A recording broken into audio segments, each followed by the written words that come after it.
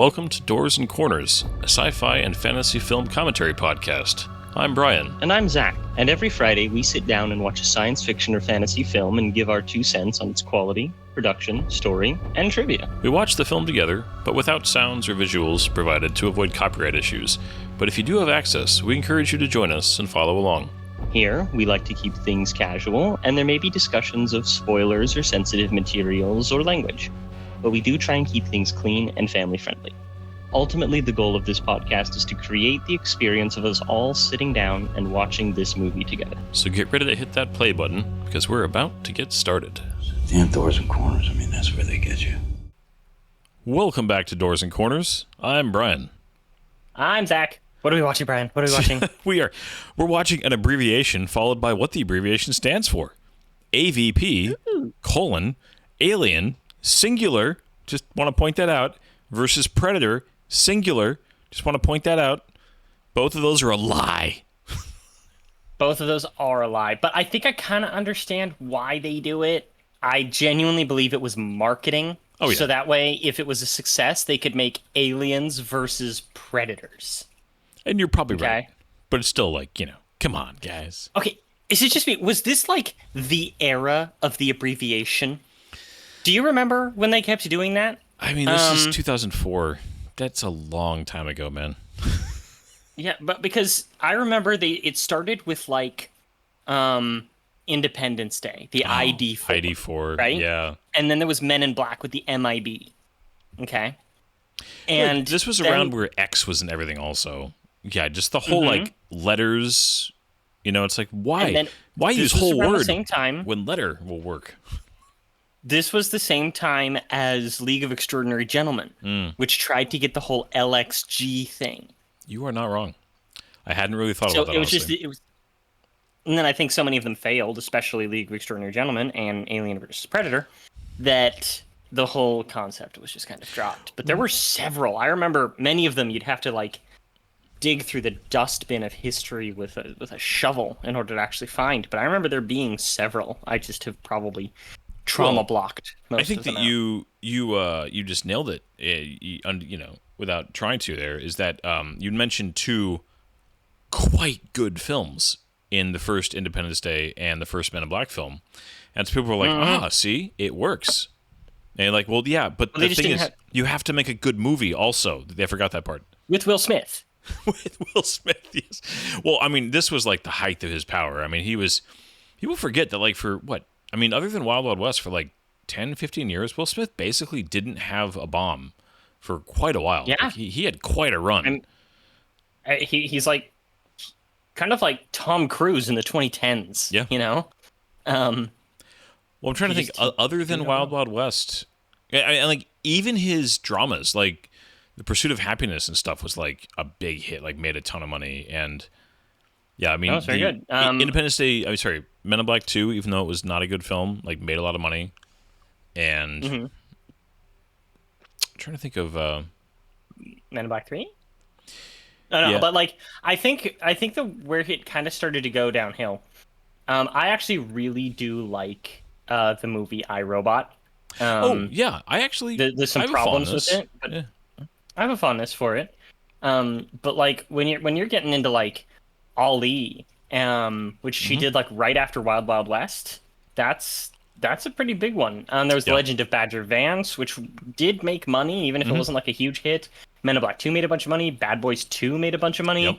I, Robot made money. Shark Tale made some really good money. Hitch made a lot of money. Pursuit of Hitch was Happiness. huge at the I time. Am Legend. Yep. I think it was like Hancock, where things kind of Hancock, and then after Hancock was Men in Black 3 and After Earth. And I think that those are what really kind of like was the downslide that eventually led to like Suicide Squad. But again, like Hancock still made money. And Suicide They were going to Squad, do a sequel to it. Thank God they didn't. Yeah. Suicide Squad made money. Like as much as that movie is not. But it was awful. Oh, it was really bad. He's definitely one of those actors who's been in a lot of films that were very successful, but not remembered fondly. And even Wild West, I haven't looked at the exact numbers in a while, but Wild Wild West, I don't believe was like a financial bomb. I think it was just it didn't do great, and everybody hated it. So it was like, every now and then studios are smart enough to realize even though this movie made money, doesn't mean you should make a sequel. Yeah, well, I think that I really hate that because Wild Wild West like pretty much killed the steampunk movie genre before it could even really start. League of Extraordinary Gentlemen didn't do it any favors, and then another movie that I'm going to mention tonight, 2011's Three Musketeers, definitely didn't do it any favor. That movie should be destroyed. Every copy found, burned in a landfill. Every byte of data related to it deleted. It was garbage. And That's not the Disney it hurt one, my right? soul. No, it is not. Okay. The reason that I bring this up Go ahead. is because the Three Musketeers was produced, written, and directed by Paul W.S. Anderson, Oh, the director of this the fine director film. of this fine film. And ladies and gentlemen, this gentleman has made ass movies. It's like He's made part a of lot his of movies though too, charm. right? Like A lot of movies, and they suck. There are a couple that are like okay to, all right, that's actually pretty good, but the pretty good is rare, yeah. and the rest of them are ass, horrendous. And the number one worst one, in my opinion, is what I just said, Three Musketeers. Okay. Is that the one with like the fourth? Is it D'Artagnan or there's like it was just hyper stylized and Hyper stylized. Any true adaptation of Three Musketeers in terms of the novel is going to have the fourth one joining in the form of D'Artagnan, because you have Porthos, you have Athos, however you want to pronounce it, and Aramis, and then you have D'Artagnan joining. okay. And the cast was fantastic. I mean, you had Luke Evans, Matthew McFadden, Ray Stevenson, Logan Lerman, who's not my favorite. They tried to make him happen and they couldn't because he just wasn't very good. But they also had Orlando Bloom and Mads Mikkelsen. Wow. And of course Mila Jovovich. Oh, and Christoph Waltz. Okay. And Because the movie was just garbage. Wow. You see, I've never seen that one. I remember seeing trailers that were like, it looked over stylized, and then I heard about it. I never watched it because I have memories of there is an old school one, like an old classic films one that my mom was one of my mom's favorites, yeah. and I remember enjoying that one a lot. I couldn't name anybody in it, but I remember as a kid finding it to be very, it's in that Errol Flynn, Robin Hood-esque, style and era of film, and that was good. And then it's probably not a good movie, but I have good memories of the Disney one with like Oliver Pratt and Kiefer Sutherland and what was it? Never saw it. The guy who played Robin and then NCIS Los Angeles. Who's that guy? O'Connell or something? Huh? Who's the dude? O'Donnell? Chris O'Donnell. Chris O'Donnell was in it too. Yeah, he was Robin. Yeah, I said Robin. I But didn't he was in that. Like I said, I have not seen that movie in a long time.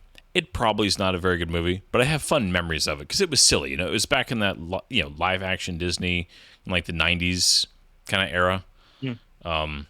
Well, But I never watched. we're watching Alien versus Predator. And Really, now we're this talking about steampunk movies. This is an interesting intro to Aliens versus Predator. People are like, "What the heck is going on?"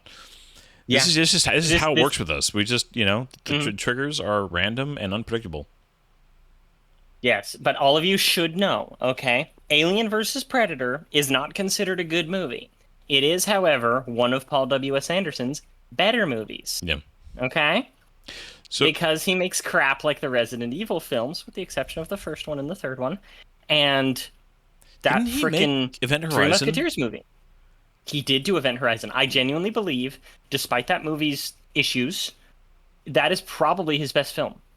that movie scares the crap out of me, and I just we've talked about this before. It's like the one movie I'm like, nope, we're gonna do that when we're making money and we need something, and we're not there yet. We're not even close. So that movie is a long way off, if ever. But he also did what I would consider a low cult classic, like a minor cult classic, but a personal favorite of mine. He did Soldier with Kurt Russell back in the day. I've never seen Soldier, so I can't judge that one. Yeah. I've heard decent things about it, but I've it's also not heard amazing. some people say that it's really boring. It's the kind of movie that I totally get people who don't like it. I like it without saying like, oh, I would never say like it's amazing. Like I have a fondness for it. I also have a little man crush on Kurt Russell, so that helps. That would help. But like of his movies, like he made Mortal Kombat. the original 1995 Mortal Kombat. Da, da, da, da, Yep. da, da, I just remember the theme song, and that's it for that film. It's a lot of people actually really like it. It's serviceable for what it is. But you have like Event Horizon, the first Resident Evil, Alien vs. Predator, Death Race, and then oh, you know what? He didn't even do the other good Resident Evil movie, so never mind on that one.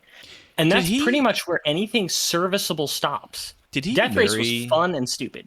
Mila Jovovich, or He did indeed. Mila Jovovich is his wife. like still? Yeah, Good for them. that's what she's in pretty much every single one of his movies. Yeah, no, good for him, man. Yeah. Well, I will sum this movie up in one phrase for you, which is I will be perfectly fine with anybody who says that they enjoy this movie. But if they try to argue that it is somehow actually a good movie, then we're going to have words. And that's kind of where I stand. I think that it would be a lot more serviceable as just a bland action adventure movie than if it was attached to the legacy of Alien and Predator. Yeah. Well, we recently watched Predator and Predator 2, which we talked about the fact that Predator 2 has got issues, but it's not like by any means some horrible film. And we've already recorded late last year Alien and Aliens. The problem is when you come off of those and you step into this, Yeah. the gulf is wide, my friend. What's even worse, okay, is what they didn't do. This movie, this is the film equivalent to a cock block, okay? That's the best way I know how to put it. Okay. James Cameron and Ridley Scott wanted to come back. Oh, yes, I've heard this story. With an alien movie. Like, it's not just a story. There's interviews of them talking about it. With a new alien movie. It was like done, right? Sigourney Weaver was like in, and Sigourney Weaver was in, and they were like, yeah, we're going to do this. James Cameron was going to do one. Ridley Scott was going to do one. James Cameron was going to do one. Ridley Scott was going to do one. Like, and then they were going to finish it or something like that. But the studio was like, we're actually going to go with Alien versus Predator instead.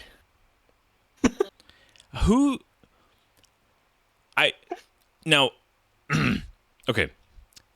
I will gladly accept that Ridley Scott has his issues and James Cameron has his issues. But anybody who tries to argue that they're not legendary filmmakers is an idiot and just hating. Yeah? And anybody who is sitting there as a studio executive and says, hey, you got Ridley Scott and James Cameron, they want to make a movie with you based on a super beloved IP that they both made the two movies everybody loves about. Let's go with Paul W. Anderson and his PG-13 equivalent of bashing action figures together in Antarctica. Let's do that instead. That studio executive needs to be immediately fired and never let around movie-making decisions again. Fired? Hung. There you go. Yeah, you know what I mean? Like that just... Tarred and feathered. That is an insane...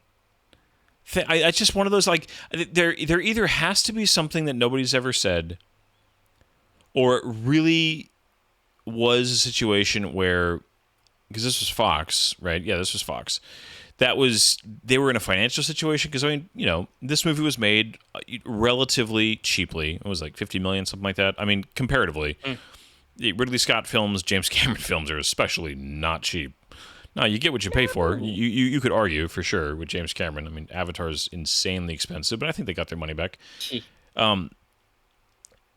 But yeah, that's the only thing I can think of is that maybe somebody was just like, you know, it's the equivalent of what's that big, like the horror, like the Blumhouse or whatever, you know, that they make, you know, make like $5-8 million movies that return, you know, $40 million, and like, yeah, I mean, it's a good business model if you just want to make money, if you don't care about anything else but just making money. That, like, they're kind of like the Canon films of today. Yeah, it's like, okay, if that's your business model, I get it. But when you can make a ton of money and have prestige movies, like, isn't that what you want? You want both? You want money and people to love them? Now, this movie made money. Like, this movie was successful enough that Requiem was greenlit. I mean, again, because it wasn't budgeted at $200 million, it actually was successful. But, yeah, I mean, I saw this in theaters, and I was excited for it. I was like many people when I heard this was PG-13. I was already like and even from the trailers, you kind of knew there wasn't going to be memorable characters, which turned out to be very true. It's we'll talk about it. I think that's one of those, But yeah, we should probably get into this because we do have a lot to get to. But I know that you said this, that this was your first. Was this your first Predator movie, or your first Alien movie, or your first both? First, both. Wow. Man, I'd seen little bits of Aliens on like the heavily edited Saturday afternoon showing on Fox type of thing, but that was it. Man, this was where the bar started for you. My goodness. And there's a reason it was a low bar too. Yeah. All right. Did you see other films before you saw Requiem? I want to say yes. All right. We're going to get to Requiem, Predator, everybody, just so you know. But not Predator, but definitely Aliens. Okay. All right. I'd seen most of Alien at that point, for sure. But I don't think I actually saw Alien all the way through until I actually took my dad for his birthday to a special flashback feature that they were having, and I got to watch it in the theaters. Oh, nice. Yeah. Yes. Well, it's like when we revisited that last fall, I mean, I love that movie. It's a very good movie, but I don't watch it very often because I prefer Aliens. If you disagree, totally get it. They're both masterpieces. But I don't watch it very often. And it was like being reminded last fall how good that movie is. It's just the entire sequence of her leaving is one of those just masterclasses of just tension building and the way it's lit and just pacing and just, oh my gosh, it's so good as far as tension and being hunted. And then we're going to get into how it feels to be hunted in this film. So let's why don't you give us the quick rundown of all the actors that everybody's for sure have heard of in this movie before we hit play. So we have Alien versus Predator, otherwise known as AVP. It even has a little subtitle on IMDb that says original title, AVP, Alien versus Predator, instead of just Alien versus Predator. It was made in 2004. It is PG-13. It is 1 hour and 41 minutes long, nice and brisk. Directed, of course, by Paul W.S. Anderson, written by Paul W.S. Anderson and Dan O'Bannon, primarily. For the top cast, we have Sana Lathan. Sana is actually an African word meaning art, which is kind of cool. And we have Lance Henriksen. That's pretty much like all of the actual names. Because, all right, we do also have... There are two actors I recognize. Flanagan. Yeah. Who actually goes on to reappear in the Alien series, in Alien Covenant.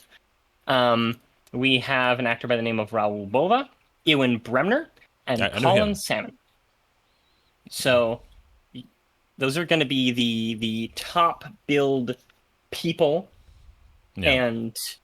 yeah. It's not like this movie has bad actors. I'm really a fan of Lance Henriksen, of course. Yeah. This movie's not full of like bad actors. There's actually quite a few very solid actors in here. They're just not utilized very well.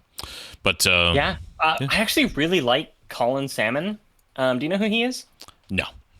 He's the bodyguard. He's like a big, intense black dude. Oh, okay. He dies pretty early. He's in a bunch of things.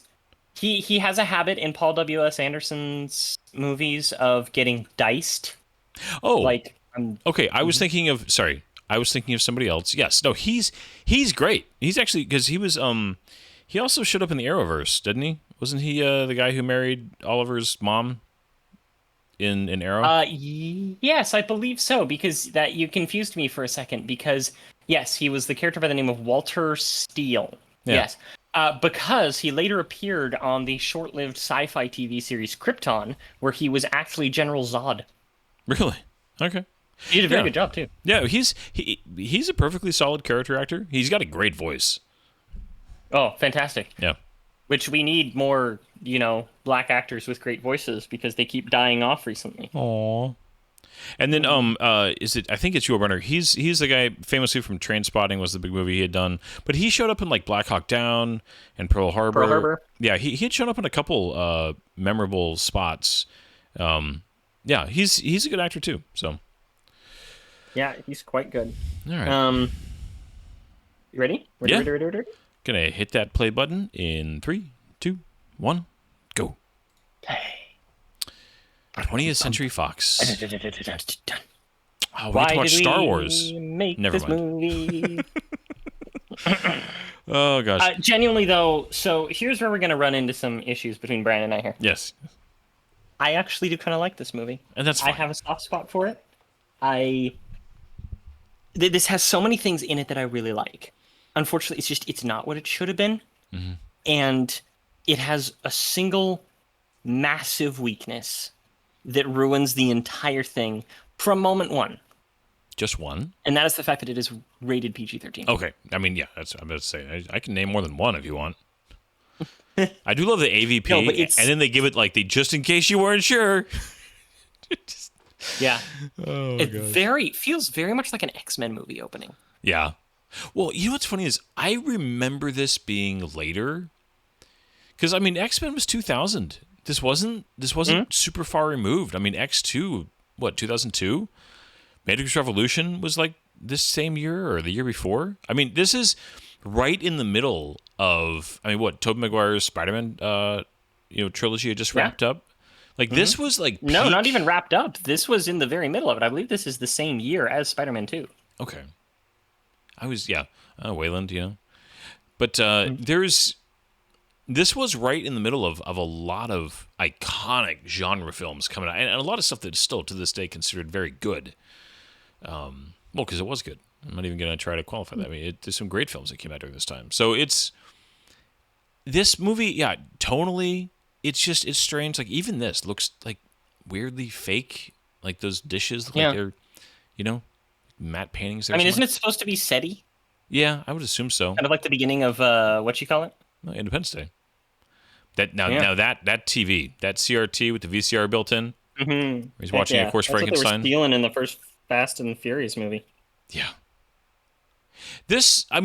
So right away, can we talk about the premise of what the Predators are doing here?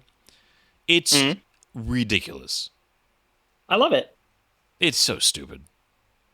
I think it's great. It doesn't make any sense. I genuinely think no, it makes tons of sense. What You're in a sci-fi world.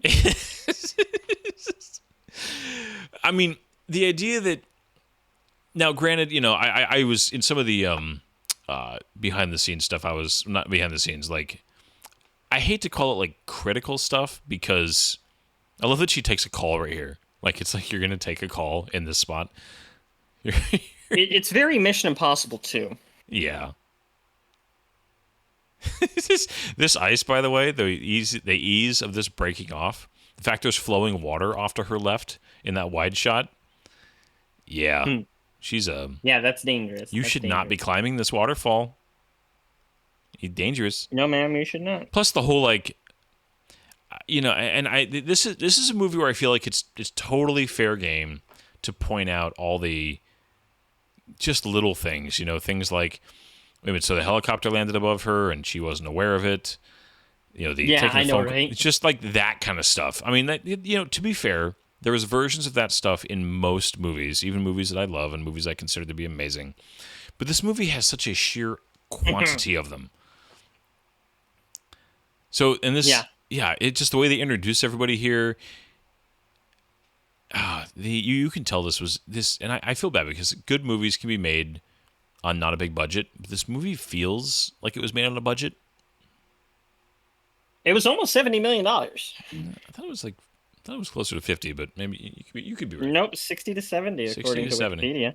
All right. Oh, look at that. We found a bottle cap. Yeah.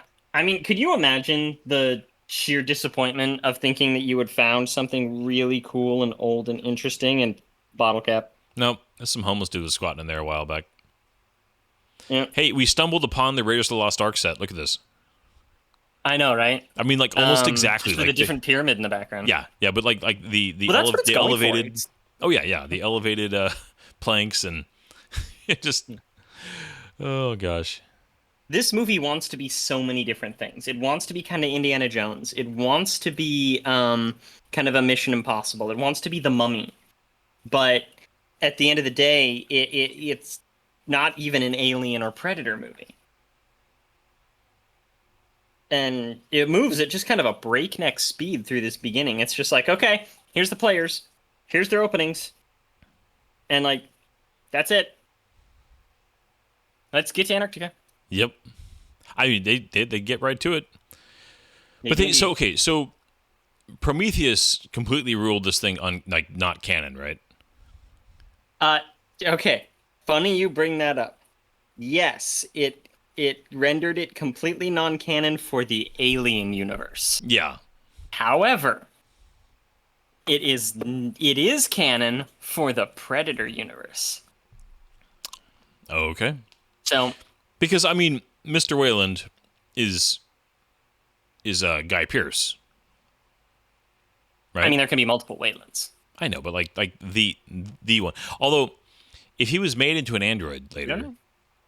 but they did the Ian Holm version first, or maybe he was there all along. Well, you never there really were know. different functions for the different androids. This is something that I've actually learned since we did the podcasts on those. Okay. Is that there were different purposes for different androids. The ones that looked like the original Wayland, the Lance Hendrickson robots, were kind of like liaison robots, more technical infrastructure. The ones with Ian Holm were more infiltrators. They were placed in various positions where they wouldn't really interact with one another, so that way you wouldn't really realize that there are multiples, but they were meant to just kind of be there and gather information, and nobody's supposed to know they're synthetic. So, And then that's the Michael Fassbender ones. the Michael Fassbender ones were prototypes. Okay. They were like Gen 1. They're the ones that really went crazy, unlike the Ian Holm ones. Which actually Buggy didn't. programming, Lance Hendrickson said? Well, and Ian Holm, as much as like, it was a little like, they say in Aliens like there's something wrong with that model. Really, he just did what he was told. Ian Holm did, when he took the corporate, he got his instructions right. Get the sample back. Oh, yeah. I watched a video. This is one of the funniest things. They have them all facing one way, and then he appears behind them. Like, what's going on here? Are they supposed to be watching him? Are they supposed to be watching the walls? Like, why isn't he on the other way? I don't get it. Well, he wants to see the screen also. They have these tablets, which are the same model of tablet that was adopted for Stargate Atlantis that the character of Rodney uses, which premiered right around this time. Nice little HP product placement right there. Just a wee bit. Mm-hmm. Now This is like the most generic looking handsome man. Yeah. Like, this is generic handsome man. I think it might have been Caravan of Garbage, but somebody said this movie feels like, other than like 2 cast members, everybody in this cast is like the second or third pick for like who you would actually want. Yeah, agreed. So did you know that every single one of these movies tried to get Arnold Schwarzenegger back? It's like, well, I heard a rumor that he actually was open to the idea of camoing at the end of this one. Yes, he was. He wanted to appear and he won to the save the governorship lady at the end if he lost the bid for governor. Well, did anybody I win in that scenario? Did California win? Did this movie win? I don't even know. But I mean, compared to the other governors that we've had, I'm thinking that California did win. Yeah. I'm But sorry, this really I want to let's spell this out. So the pyramid's down here. The Predators built this pyramid as yes, like they built the pyramid and they set it up Mhm. to create aliens that they could go hunt. And they would do this thing it's meant to be a like ceremonial lure. site. Well, yeah. So every 100 years, every 100 years, they built this pyramid. They came to Earth and they taught humans how to build pyramids because aliens, Yes. ancient aliens. They like telling us how Period to of the build gods. triangles. big triangles. And so every 100 years, they pretty much send out a signal to the humans that you need to come to the pyramid. How would they send out that signal to primitive humans? Well, that you could extrapolate. Like if I was writing this as a book, okay, I would extrapolate that as you have this pyramid. A large structure like that is going to naturally be the center of human civilization. But Antarctica's been kind of inaccessible for a long time. Like there's a big chunk of human history that we know about where human beings did not go to Antarctica. Like that's, there would have been a big gap. Like you can go back before the Ice Age. But they also have multiple different pyramids across the planet. So that's one of the things. This movie does not explain that at all. Oh, did you see what he did there, though, with the pen? Well, he was tapping this. He was sitting at his desk, and he tapped it in between his fingers, kind of like the knife little bit of a place at the beginning of Alien. Aliens, I mean. Wait, what do you actually call that game? It's like, there's a name for that. No. Tappy knife hands? I don't know. Well, I mean, like, when you play Red Dead Redemption, like, it's a name of, like, you can play it, like, in the game, right? And there's a name for the activity. No idea. All right, anyways.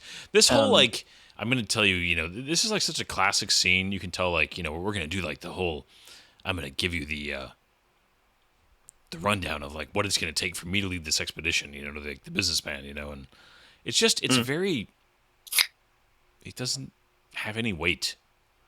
But it's like a structure of a scene that's been done many, many times, where they're just like, this entire the hired scene expert.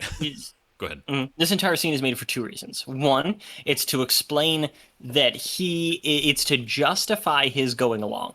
It's to acknowledge he's too old, he shouldn't be doing this, he's unhealthy, but he wants to. So you need to establish that, or else it's really goofy that he would ever be on this expedition. It's also to facilitate the arc of the kind of hero's journey for the character of Alexa, who is our main lady here, Alexa Woods. Yeah. This is the call to adventure and the refusal of the call to adventure. I can't go to Alderaan. I have to help with the harvest. Yeah. They don't want it.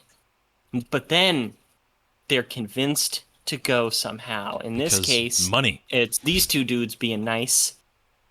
In Luke's case, it was his aunt and uncle being vaporized. I still think it's mostly money. Oh yeah, probably mostly money. I mean, like, but we're gonna write you a big check. All right, I'll go. Exactly. So I genuinely believe that this is a just a setup for the whole hero's journey for the character, which I will admit is not horrible. Again, if I'm thinking of this movie as just a dumb action adventure movie, I really like it. It's got what I want. Thinking of it as an Alien versus Predator movie, I'm frustrated because it doesn't have what I want. It's I think this is almost like a. It's frustrating because they're trying to give time to establish characters and give you, we talked about it when we recorded Predator. They don't, they spend a little bit of time introducing you to the team.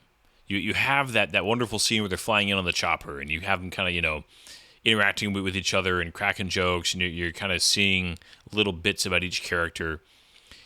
And there's just this, it's cool, there's charisma. I mean, you have just a fantastic group of actors that they each have a little something that gives you, insight into the nuance of what makes them different. And you have just the raw charisma of Arnold and Carl Weathers. Yeah. That's one of the things about this movie is that the actors are lacking charisma. Yeah. They do not have charismatic enough actors to lead this thing. Yeah. But yeah, so I actually really like that little scene where you're seeing a little bit more of the interior of the Predator ship. I like the variations in the mask. This is actually the primary Predator in this thing. I believe that they call him Scar. There's Scar right there. He's got a scar right on his lip. Yeah, that's the guy who I was saying. He was in like Gladiator and stuff like that. Oh yeah. He plays Uh-huh. And he actually appears again in Alien Covenant. Okay. So he just picks the weak ones. Tommy Flanagan is his name. I don't know, but I can't help but read that in an Irish accent. he's most known for things like Gladiator, Braveheart, and Sons of Anarchy. But he just has a very distinct look with those Oh yeah, scars. yeah, he really does. Like, damn. He always plays like security heads too. Yeah, this lady was set up to be like somebody cool, and goes out almost immediately. Like she's got a distinct look. She's got the the hair. She doesn't take crap from nobody. You can just tell right away. She's got that line about comparing guns to condoms. I mean, it's like and then she just face huggered immediately when they get into this thing. She is Switch from The Matrix. Oh, is it the same actress? No, like her role. Oh, okay. You're like, what's going on with this character? Why is she different from the others? Very dynamic look. Probably a lesbian. It's just like there's the little bits of lines of dialogue that are kind of like, okay, I'm intrigued by that. Oh, they're dead. Yeah. So did nobody see the drilling beam, by the way? Like, they're here, right? This is all supposed to be happening roughly at the same time? Yeah. Like, nobody on the ship was like, that's nobody weird. saw the drilling beam. Yeah. That's odd. The general idea, from what I understand, is that they didn't fully explain, is that when there weren't humans around to facilitate the hunt, is that they would actually go out and kidnap humans and bring them to the temple to begin the hunt. That makes more sense. So that's a thing that was apparently it was in the novelization. Yeah. But this is a movie that, taken purely as presented, it is desperate for you not to think too much about what you're being presented with story-wise. Yeah. Very true. Very true. And you can. I love novelizations. We brought them up a lot for different films. I think novelizations and kind of extra content that can kind of flush out a universe are all can be very cool and really can add depth and nuance to stories. But I am they shouldn't be relied on. Yeah, a firm believer that they never should count as like, oh, the movie's good if you also take this. Like, no. That's not how it works. That a good film should be made better by that kind of stuff. But you should never be able to argue that a film that's lacking, isn't actually that bad because, well, if you go and look at this web short, I think we weren't quite there yet. I know that we're getting into that later era of when you had like the little web shorts and even Prometheus had all the that whole like TED Talk thing with Guy Pearce, and a lot of those are really good, honestly. But again, it's like no, just you need to put it in your. If it's critical to the movie making sense and being good, put it in the dang movie. I like this set. I like the red lighting that they use through a lot of it. Like, this is the stuff that I like. Okay, this is one of the few moments old this film abandoned towns. Yeah, this looks good. I think Scar is probably my favorite design for a Predator. Really? I love He's a little beefy. Super ancient civilizations. He's a little beefy. It's funny. That was brought up in like every single thing I listened to. Oliver Hudson, the Quarter Crew, the CinemaSins, and every single one of them were like talking about the Predator in this is a little bit wide. Yeah, and I'm not gonna say that that's not true or anything like that, because it absolutely is. And I definitely prefer. I like the kind of slimmer, more alien-looking Predators, but Scar was like the first Predator I saw.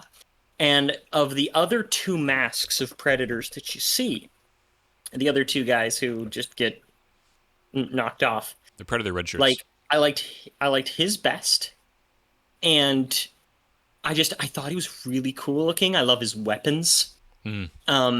And so he was the first Predator I saw in a movie. Well, he has that and I really kind of cool. latched onto it. Yeah, he has that really cool when he cuts the alien's head in half with his little disc thing.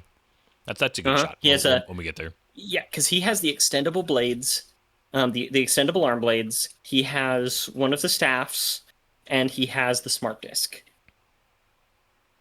I do like but in the this... idea of Good. No, go ahead. No, you go. I was gonna say I do like in this movie the smart disc having the blades that really like expand versus the Predator 2 one. Oh gosh. No, whoever set dressed this thing did a good job.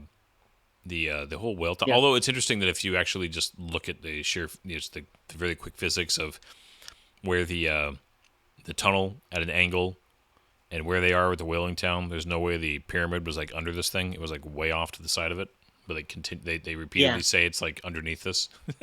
This poor guy. It would have had to be. Yeah, it would have had to be like. I think almost a mile down that tube for it to have the I almost said girth, vastness the necessary. Angle. Yeah. Yes, it needed to be a steeper angle. Yeah. Now, isn't this like the wrong penguin that shows up here? That is correct. Antarctica. These penguins are not native to Antarctica. They are, I want to say, like Argentinian or South African or something like that. They're one of the higher altitude penguins. Yeah, because Antarctica is the emperor penguins, right? Antarctica has various penguins, but including emperor. Okay. Penguins are cool, dude. They are. I like penguins. Now, this is like, if you found this, you'd be like, what the? Okay. This is not made by human. I think this is where like immediately you're like, a human machine did not do this. Nope. Couldn't have. And especially with I love the inclusion of the hole through the house. Yeah. They point it out here in a minute. And yeah, I love it. All the way to the pyramid. I love his voice. I think a lot of it's ADR'd, but he sounds so just like. How come he didn't do more stuff? Lance Henriksen. Lance Henriksen? Yeah. I mean, he's done his share, but like he's got a very distinct face, distinct voice. He seems like a solid actor, but he just never became bigger. He's been working steadily, doing 4 to 5 projects a year, according to IMDb. I think his problem is that he chooses crappy roles, or I think he has a bad agent, or maybe he just doesn't. I genuinely don't know. Yeah. I think it's fine. There's a couple actors that do that, but I like the reveal here. I like the whole. It makes it because for a second it looks like you're looking out like a ship window that's like stealthed, kind of flying by. Yeah. And then it's like, oh no, they're just watching on a holographic screen. Like it's a really that effect was good. The transition was really good. Dude, let me tell you, Paul W.S. Anderson loves holographic screens and holographic maps and stuff like that. Like he loves them. Like loves them. But yeah, let's see. Lance Henriksen, he's done a lot. Most notably for me anyway, he was in Call of Duty Modern Warfare 2. He was General Shepard, the main villain. Okay. And he was also in the Mass Effect games as Admiral Hackett. Oh, that's right. He was. You didn't remember that he was Admiral Hackett? I forgot he was Admiral because Hackett's a good character, especially in 3. Oh yeah, he's the one who gives the inspirational speech at the end. Yeah. Well, he's got a great voice. This applied to our lives. Oh, I remember because I actually looked him up. He was a Jedi Master in one of the main character campaigns for the Old Republic MMO. So good in that. Okay. That's a game. He's been in all kinds of things. Yeah. He's been. He's lots of Alien video games too. Yeah. I mean, he's been working steady. He's probably doing fine. But yeah, he never had. I mean, he just never had the breakout roles that turned into bigger films. I mean, because obviously he's in Aliens. I think that's the biggest film he was ever in, right? I think so. Yeah. Yeah. I remember watching like Criminal Minds, and he pops up on an episode as a random cop. Yeah, now, Aliens is number one of what he's known for. Aliens, Hard Target, The Quick and the Dead. That's about it. Yep. I like that they're putting light bulbs in as they go down. Okay, here's what I don't like. Why is it ribbed? Well, it's for her pleasure. I'm sorry, I just could not help. I'm sorry. I know. I knew it was coming the moment I said it. Like you said that, dude. Why is it ribbed? How could something a beam with like how heat cause ribs? I don't know. It's like something about the way that oscillating heat beam. I don't know, dude. Out of all the things in this film, wow. Yeah, of I do course. like this kind of random peril. I think is great. I like S- random peril Somebody should have died that though. like, oh, this is something that could actually happen. This is this terrible thing. He's sliding, and it gives your hero character kind of a cool moment, and you get to see her just like she's really good with her ice picks. Like, great job, lady, fantastic. And I mean, a coat of this substantial, like big thick coat would absolutely like take his weight. Although I'm not sure, like, Yeah. would it tear the hood like the axe? I don't know. Nobody saw that. I mean, he saw something, but That's it's a true. storm. They There can't see is in a a storm. storm. Yeah, you're right. But I wouldn't they like this cloak? ship though. Yeah. Genuinely, really like the design of this ship. It's just we don't see it very much. We see it again at the end. I just, well, maybe it can't fire torpedoes in cloak. It's not Maybe. Star Trek 6. And they just go right through the ice. So like, screw the hole we made. Well, I mean, this is part of the test. Oh, because they They're they not. gotta get in because they don't even get guns Yeah. yet. No, in fact, the guns aren't even supposed to be what starts the test. They're not supposed to use the guns. Essentially, what's supposed to happen is that they're supposed to take the guns to begin the process. The process begins. They've bred a special queen that will reproduce fast, and they'll gestate extra fast in a host. And then they're not allowed to use the guns to kill the predators. Once they or kill the aliens. Once they kill an alien and mark themselves, then they've earned the gun. And that's what makes them a full-blooded predator. These are unblooded predators. They're essentially like they're going through buds right now. Yeah. They're But killing a human you know. doesn't count because we're too easy to kill. Yes, that is correct. I mean, it makes sense because alien versus human. Yeah, I would. Because they're not bringing their best people. They don't want to hunt these schmucks. They want to hunt Arnold Schwarzenegger. They want to hunt Adrian Brody. Well, because as much They as wanna hunt aliens are, Thomas Jane? as much as aliens are very formidable, they're still, for the lack of better terms, animals. Yes, but they're smart animals. Yeah. But they're incredibly deadly. Yeah. Is there a Punisher versus Predator comic? Batman versus Predator and Superman versus Predator and stuff like that. No Punisher versus Predator. What a lost opportunity. I feel like Frank Castle would. And I'm not counting Predators with Thomas J. Dude, could you imagine? Okay. I need to go find the guy who's running Predators right now, Trachtenberg or whatever his name is. And we need a Predator movie that's led by John Bernthal. That's like I'm sure my he'd new be up fantasy. for it. Yeah. Dude, I mean, they got the Predators there with a little bit of Egyptian flair to them. Mm-hmm. See, okay, I love big ancient temple ruins with traps and crap like that. This is one of the reasons why I was so into this movie when I saw it. Is that just like it hits these things for me.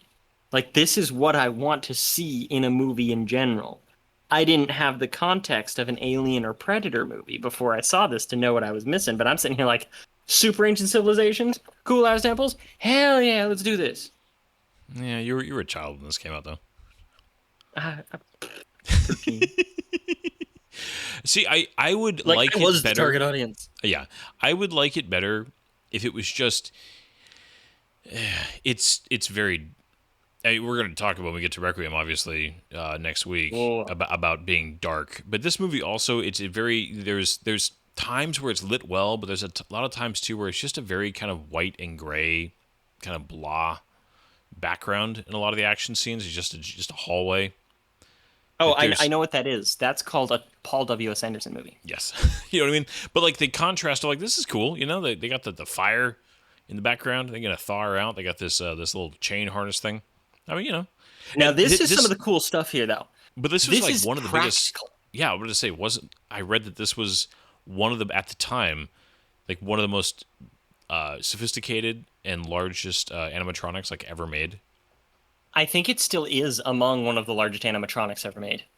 They used miniatures, they used puppets. There's a couple of CG scenes of it, but this thing is they used one of the original designs, one of the original models of the alien queen, that they were able to salvage from that movie, Aliens. And yeah, just this. And I would be in a bad This mood thing's too. amazing. I'm just saying, if I woke up in that situation, I'd be like, "God, this crap again." Okay, so there's something that I was going to bring up earlier that they recently implemented this. Okay, um, the summaries on Internet Movie Database of user reviews now have AI generated ups and downs, like an Amazon product. Oh Okay, my gosh. Okay. so according to the 22,000 user reviews, okay, it praises the action sequences, the creature design, and the special effects. Absolutely. The detractors are character development, direction, pacing, thin story, and writing. I mean, in broad strokes, I would agree with all that.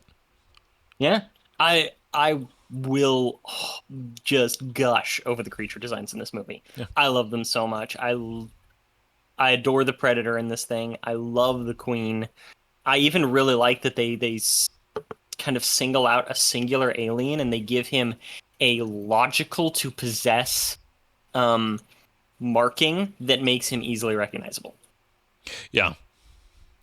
Yeah. Very Um, Oh, okay. So here, and we Mhm. talked about this in Predator 2.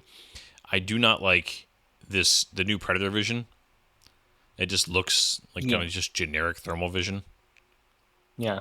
Everybody's got What do you guns. think of the use of the green lasers?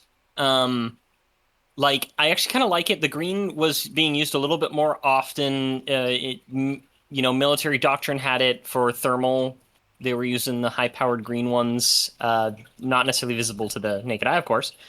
I love the way that like the lasers went through the Predator cloak and like scattered. I thought that was really cool.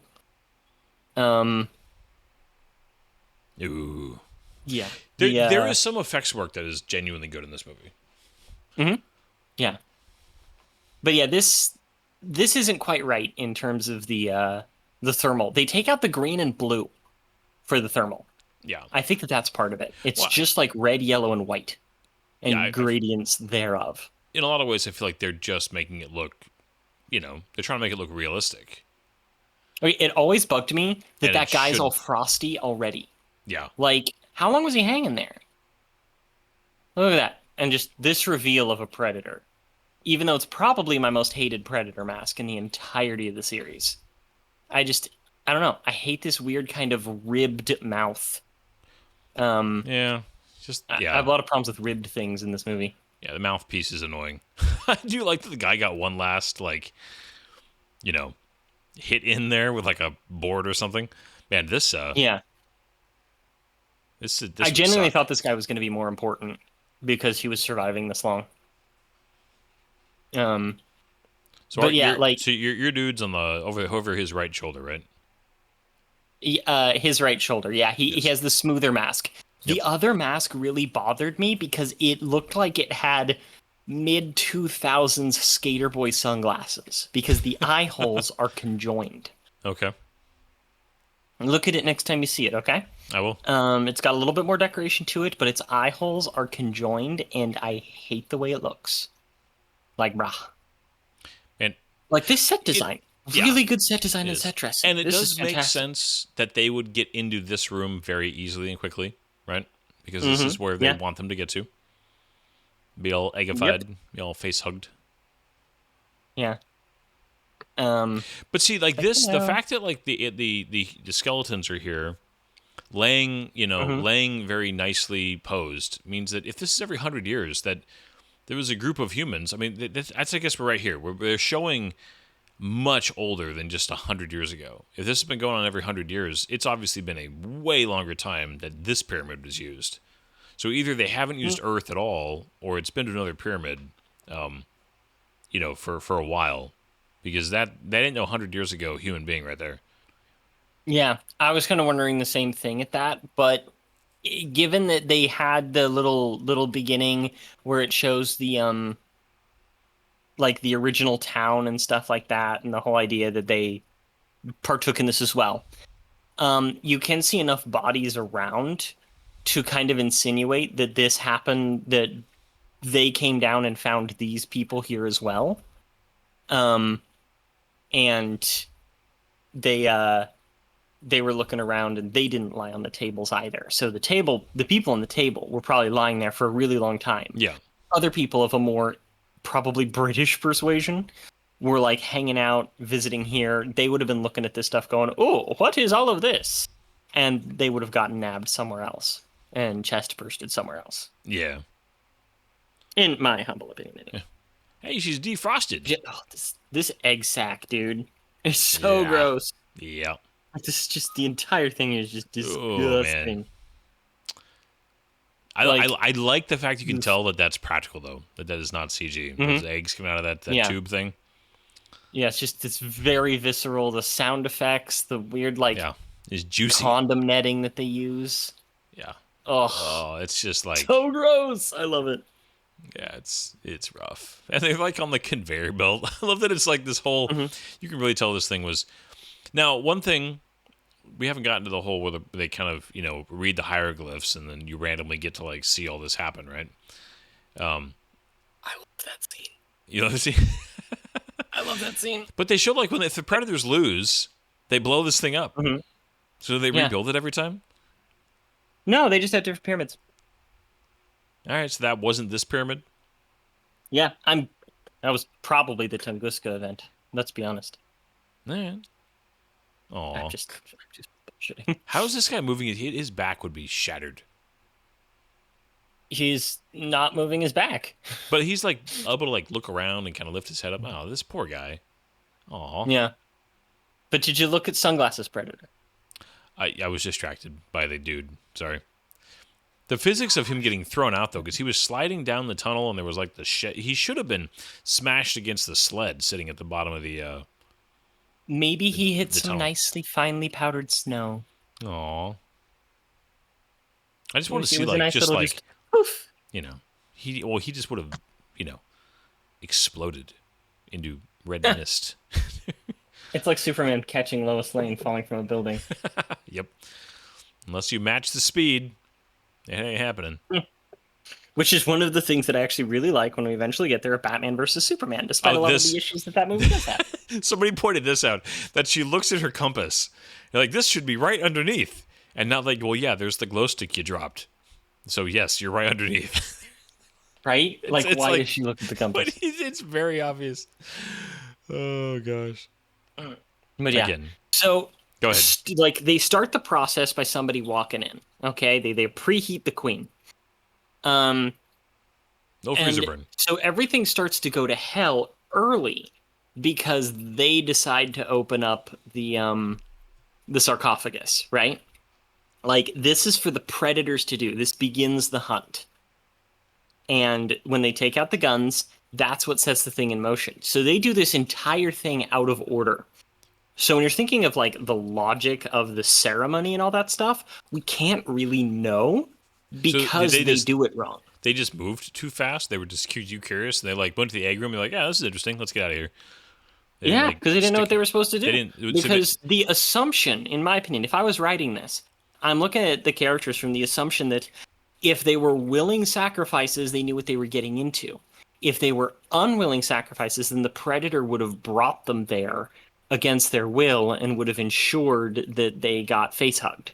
This is like a new situation where you have people just like, hey, this is cool, let's dick around. So what was the Predator's plan when they came down? They were like, oh, people are already here. That just worked out nicely. Essentially, yeah. If I had to guess, they like made sure that there were people present, and once they knew that people were present, then they proceeded because they're just like, oh, sweet. But so they knew monkeys people are gonna go do the thing.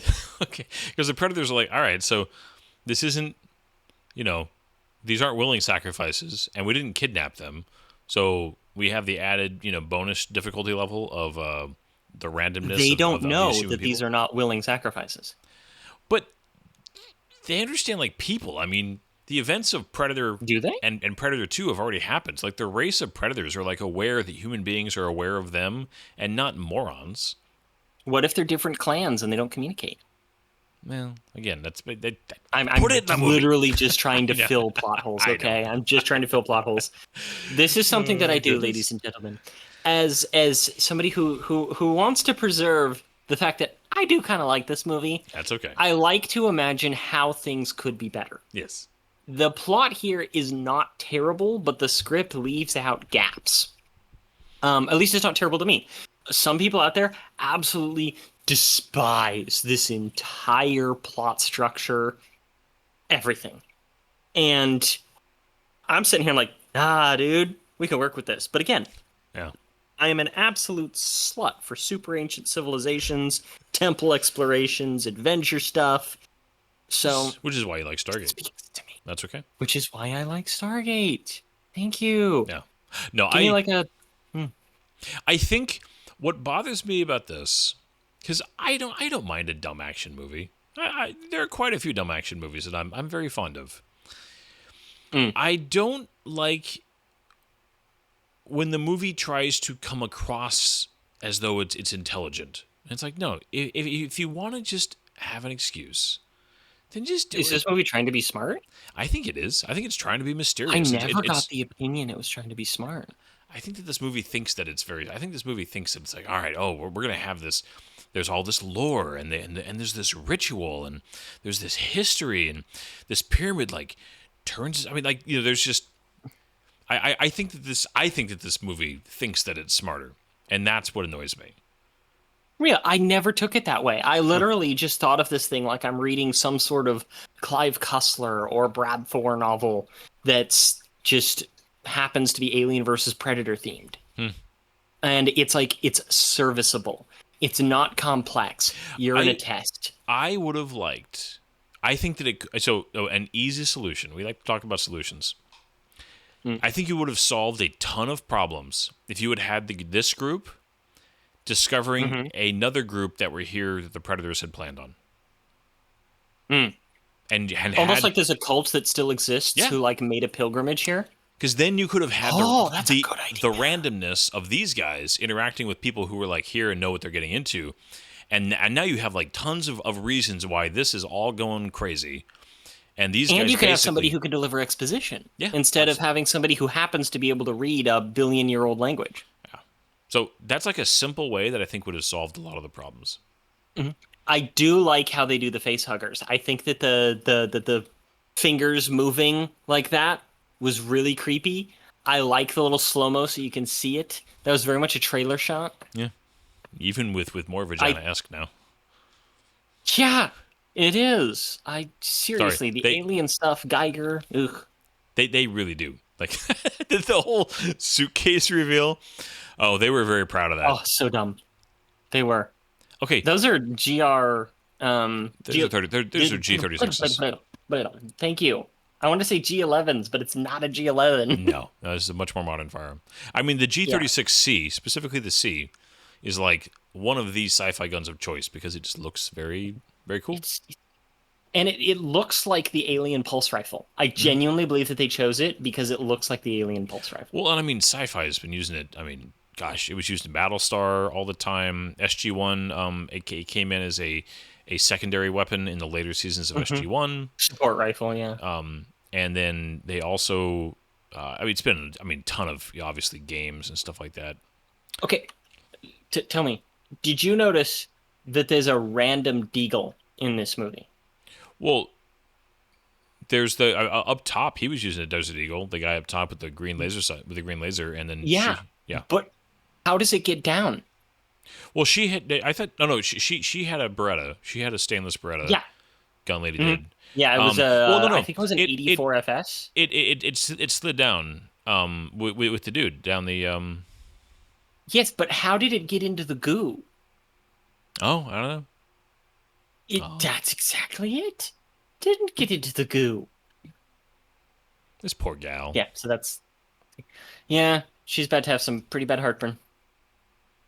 The So whole, one of the things, the whole with the face huggers, I love the flexing of like their, like their breathing almost. It's creepy. And then this goes Yeah. fast.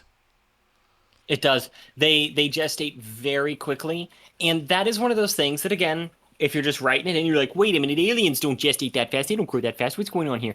These are aliens and a queen specifically bred to be a test here. We see alien breeding of certain subspecies constantly throughout alien lore. You see that they're modified for alien resurrection. You see David create a modified version of the alien in Alien Covenant because they show specifically that they existed previous to his machinations. He didn't just create the alien himself. Yeah. So specially modified alien subtypes are not out of place in the genre. So some people harp on that. It's in the lore. It already exists. Yeah, and these are aliens bred to, they're quick rise aliens. Now, I really like the idea that, hey, if you're going to hide with statues that already look like you. That works. Right? Yeah. And they're just like, dude, they took the guns. They're not supposed to do that. What do we do now? I don't know. Let's improvise. Let's just kill these mofos. Love this. Great stealth thing. Dude, come on. Arkham Knight, but you're a predator. How great would that game be? You could absolutely do that. I mean, you literally could do Alien versus Predator with that structure. Oh, you went right past it. There it is. Oh, dude, I want to make a game now. Okay, imagine a game. You're playing as a predator. You can actually design it or like unlock things, okay? And you're going after maybe you're going after another predator, okay? You're hunting down bad blood predators. And they've stolen an alien queen in order to have their own tests and stuff. And their ship goes down over a city. And there's alien outbreaks throughout the city that you need to stop because you can't just nuke all of them. Or maybe your nuke is damaged. And you also need to hunt down the bad blood predators. But there's a predalien or something like that. And you can have some sort of just fun game where it has a little plot that you're going along with as a predator who has to get back all of its crap because it lost it in a crash or something. That'd be such a fun game. I need to talk to somebody at Disney. Well, this is where you just need to get Rocksteady to not do DC next. I mean, because they know how to make that game. They just need to get the IP. Rocksteady is chained in a dungeon with Warner Brothers coming down to them and being like, "Are you ready to make us another DC game that's live service?" Yes, master. WB bought them, right? Is that right? Is that what happened? Something like that, yeah. Oh, it's so sad. Somebody bought them. Yeah. Rocksteady was amazing, and then they were forced to make something that they weren't. Yes, the company is a subsidiary of Warner Brothers Games now. Oh my gosh! And given that Warner Brothers Games actually used the Nemesis system, Yeah. Imagine like a bad blood predator that Well, uses the Nemesis system. Yeah. Well, you already have the template there. It would be amazing. I mean, because honestly, Predators are in a lot of ways Batman. Yeah. In many, many respects. Dude, Batman vs. Predator was a good comic. Aliens vs. Batman, specifically, there were like 3 of them. Aliens vs. Batman 2 was a really good comic. They ended up breeding aliens spliced with the DNA of Arkham Asylum inhabitants. So you had like a weird kind of Bane-like alien, and you had a Joker alien, and they were all like gross, and they were trying to make super soldiers that could be, controllable, and they had them on an oil rig, and Batman's stuck in there being hunted by him. It was really cool. Okay, so CinemaSins talked about this, where they that the whole Aztec calendar thing is just total BS. My gosh. Do you know why the Aztec calendar ended at 2012? I actually don't know the specific answer to that. Because it ended at The Rock, because The Rock was that big. They ran out of paper. But the idea, but basically, like he spouts off all this stuff, like none of it's true. It's just like why like it's just one of those where like you're forcing in a bunch of dialogue, and if you say it really confident, by a guy who is shown to be like an archaeologist. Your audience would just go along with it, and anybody who just like does like a 2-minute Google search would be like, none of that's true. Yep, the exposition man. Yeah, but I feel like if you're gonna do exposition, you're gonna reference real stuff. I mean, try to pick something that's obscure enough that we don't know, because we actually know a lot about the Aztec culture. Like, just pick something less like verifiable that an audience member can be like, really? Is that a thing? Yeah, especially since like we know what happened to the Aztecs. The Mayans are the ones who vanished, and we're like, where did they go? Which we kind of figured out where they went. They pretty much went, we're kind of a dying people anyway. You Spaniards look pretty cool. You want to like hang out together? Oh, look, we're having babies now, and they don't exist anymore. Does this scene to you feel like the vents with Dallas in the first Alien? Do you think it's supposed to be very reminiscent of that? I think it is. The whole pyramid reconfiguring thing is definitely it seems just whenever the plot kind of wants it to. Like, they do the whole every 10 minutes, but then it just does not follow that if you start keeping track of it. It's very just plot driven as far as like whenever it's convenient. Well, maybe it's intentionally plot driven. Like, think about if what is the roar right there? A lion. They use it like 17 times in this movie. I know, but like, not a lion, a tiger. But yeah, it's like, so and I heard the one thing that I was like, yeah, that absolutely tracks. Why did the aliens turn into velociraptors from Jurassic Park all of a sudden? Right? The sound effects are really strange in this movie. Sometimes they're amazing, and other times I'm like, why is the Predator constantly making a lion roar sound? Or not a lion. I keep associating it with a lion roar because of like MGM. They actually used a tiger roar for that, because lions are actually kind of giant pussies.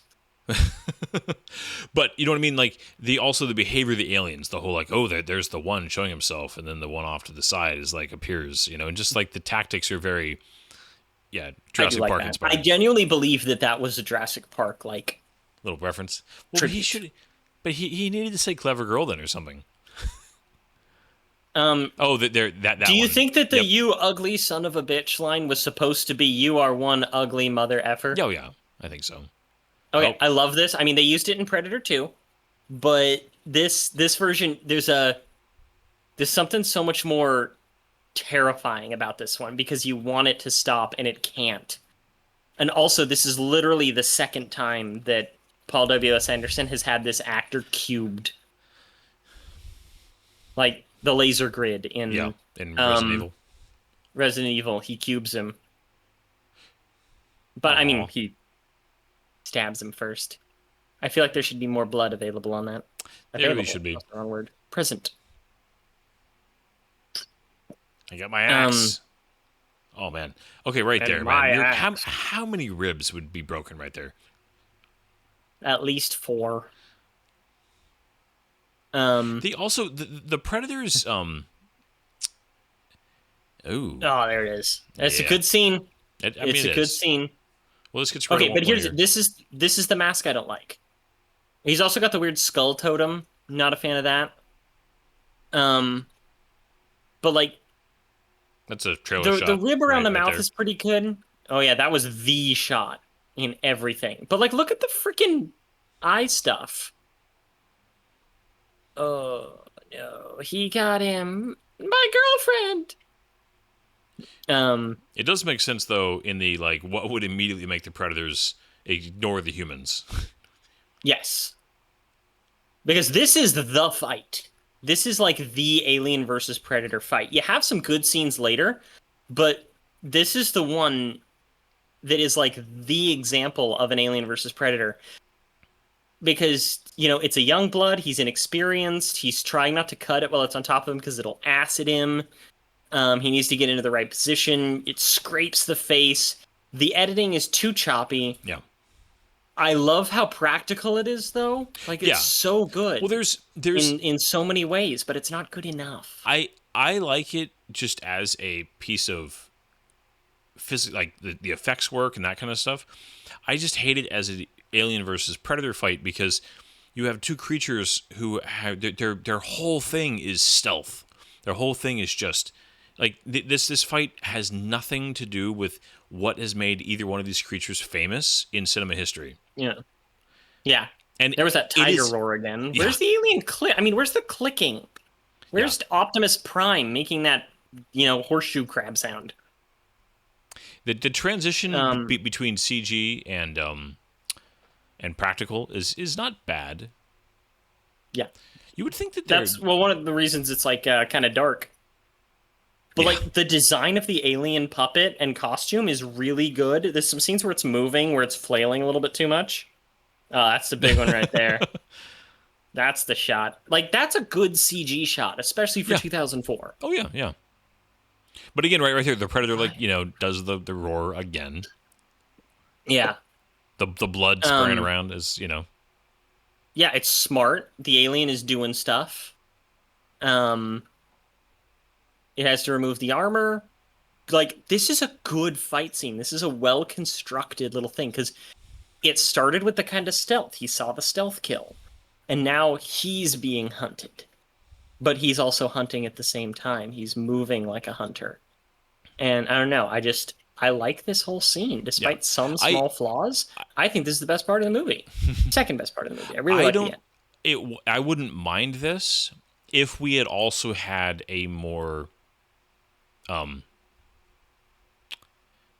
real hunt where you really we should have seen, I don't know, the predators have a scene where they're I wanted to see that the predators stalk the aliens for a little more drawn out. I mean, like, we're almost back to the original Predator. I know this is like a big deal here where like the Predator's like, oh, this is my chance. I'm gonna actually get this kill. Oop. And nope. Nope. Like, I was genuinely shocked at how fast they killed the first two predators. But this is also the great shot right That's a there good with shot. all the skulls, and you see just how many people have died here. But they've created this alien that they have established is a force. And they've marked it as well. It's missing the tail spike. It has the crosshatch scars on the head. This is, I don't know. Oh, yeah. I really like the way that that's constructed. I think that was a really good choice. Yeah, well, they've made one alien in particular genuinely dangerous, and now this last Predator. But that thing is, I mean, they wanted to, and I think this is the right decision. They structured this in a way where they're trying to get you to root for the Predators, kind of, right? Kind of like you're almost rooting for Jason and Freddy versus Jason. Yeah, but just the idea here that, like, give me my gun. Like, I just want my toy. Yeah, but like this harkens back to Alien 2. I mean, Predator 2. With like, he can tell this guy is not a threat. This guy is not worthy of being hunted. But just like, he's such a good-looking character. He's a little bulky, sure, but I like him. I mean, right there, he I like this. He's a threat now. At least he's like, okay, you want to die honorably? Die honorably. Wish and granted. There goes Lance Hendrickson. Yep. Bye-bye. And his trio. Mm-hmm.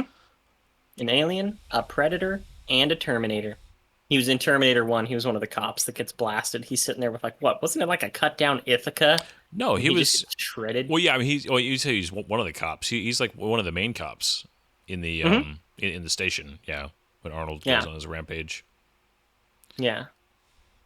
This is one of those where like the timing of this, like, oh my gosh, this is so like movie. There's no way. I mean, like, this is up there with like the 5 Mile Runway, in Fast and the Furious.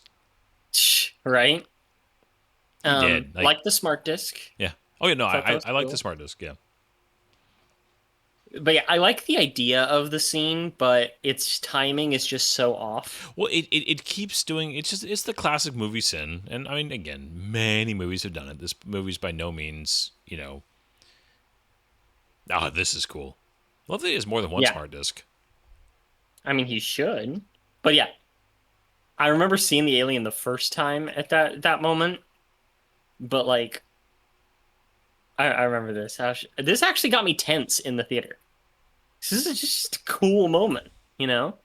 And you The know it's little, not the same one because that yeah, one has the yeah. scars. You got I loved the quivering of the alien's mouth, Yeah. and here, like, The he's aliens are very wet in yeah. this one. Not quite as wet as they were in the second one. I mean, the fourth one. Because they were gooey as Yeah. hell in Alien Resurrection. He's got to take the Like, time here to mark himself before we continue the hunt. This is a really I mean, this is a convenient big deal, people. Oh yeah, oh no, I get it. This right? is a very convenient. This is where it's like just a lot of conveniences. Like, all right, so you got the convenient thing for them to watch this happen. Mhm. Conveniently, he's got enough time to do this while all Yeah. this crap is going on. I mean, And this is why they call him Scar, because he scars himself. and before he dies That's in not this what movie. to do. Seek therapy. Don't hurt yourself. It's But yeah, it. Okay, so I was gonna say though, it's the I there's things about this movie that are frustrating. In like I said, there's the it doesn't. Oh, we got another one. Hmm. There's it just this movie assumes the I mean, this audience. other one right here, that right there, that is the beginning of Alien versus Predator Requiem. That's the face hugger. Yeah, That's what did it. yeah. Well, I mean, Um, okay, but this movie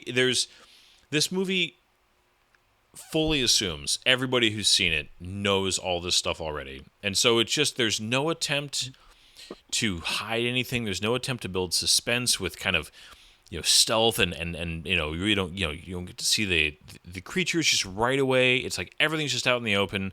They're running hmm. around, well lit. Here's everything. There's just because you make that and that's a safe assumption, but the movie gets just immediately away from so many of the elements that make Aliens, and Predator all really good. Oh, that's just nasty. Very vaginal. The sound of it going down the throat too is just like here. Ugh. Yeah. Um, But yeah, this exposition scene is gratuitous. It is over the top. It doesn't make a ton of sense for him to be able to read all that. I really like it. I don't know.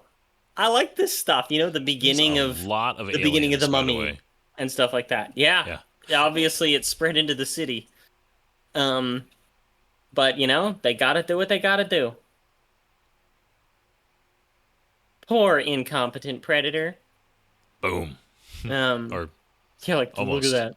There we go. Boom. Yeah, I this just it's so like I said it's lacking that stalker that hunt like with any kind of real tension building. There's the music is unremarkable. There's a lot of there's a lot of elements that are so good in Aliens and Predator that are missing here, and that's what just I mean I know I'm harking on this, but it's just it it has a few good moments, but there's just nothing in this film at its bones that's really fantastic in terms of just why those other films are legendary. It's like none of the lessons are great. Very true. It really feels like fans of those movies got to play with the toys as kids and just Yeah. boom boom we're fighting and Like we're, you said, we're slamming making action figures against each other. yeah, it is. And it is also a even the noises, even we're gonna make animal noise like a rawr, rawr, rawr, with our action figures. It's just like, come on. And Man, like that's what bothers me so much about the sound effects because Alien and Predator both have these like great sound effects that they've used through their movies, and they substitute them for other things in here in a way that I really don't like. Um, but yeah, random eagle, just like fine, whatever. so Um, like, for a second there, be like, I got it. Oh, You you're know, he's so screwed, man. happy. And that's when you get that slow motion. Like the eggs are probably like the second best eggs that they've had. They are very You know, these juicy. physical props, they're super goopy. Um, like, ugh. 6, 7. Okay, he's already gone a clip and a half for That, a Desert Eagle. but that wasn't a 50 cal Desert Eagle. The barrel was way too small. It was probably a 357 Desert Oh, Eagle. it's probably 367. Okay, so it would have been a double stacked. All right, Yeah. fine. I'm just saying, if there's one thing, I'll give the movie credit in something small. Yeah, I didn't look in the hole. I also But just you know, it's think kind of funny. I think that this stuff too, where pacing wise, they don't maintain the tension. When in Predator, there's this like even when the the SF guys are like talking about it, there's this weight on the whole thing. There's like the way that they're talking to each other, the way that it's shot, the music playing in the background. There's this. We are in some shit. And Yeah. and in this movie, like right here, it's like, all right, we're just kind of. I don't feel that here, and I don't know if that's the actors or just the way that it's staged or the sound, but I feel like it's like, well, we're gonna hit a pause. We're very like these actors aren't acting as though they could die at any second. They're just like, this is curious. Let's talk about this for a little while. Yeah. It's Okay, just. you know what's kind of cool though? Go ahead. Oh, sorry, keep going. No. I'm gonna keep hitting the same point. So you talk. So the guy who actually plays the main Predator in here, who plays Scar, he's a gentleman by the name of Ian White, and we've actually mentioned him before. So he was a soccer football player from England, who played for like 10 years professionally, did really well, a really big guy, lanky, played basketball, all this stuff. Just one of those dudes who's huge and athletic. And he got hired to play the Predator because they wanted somebody huge and athletic.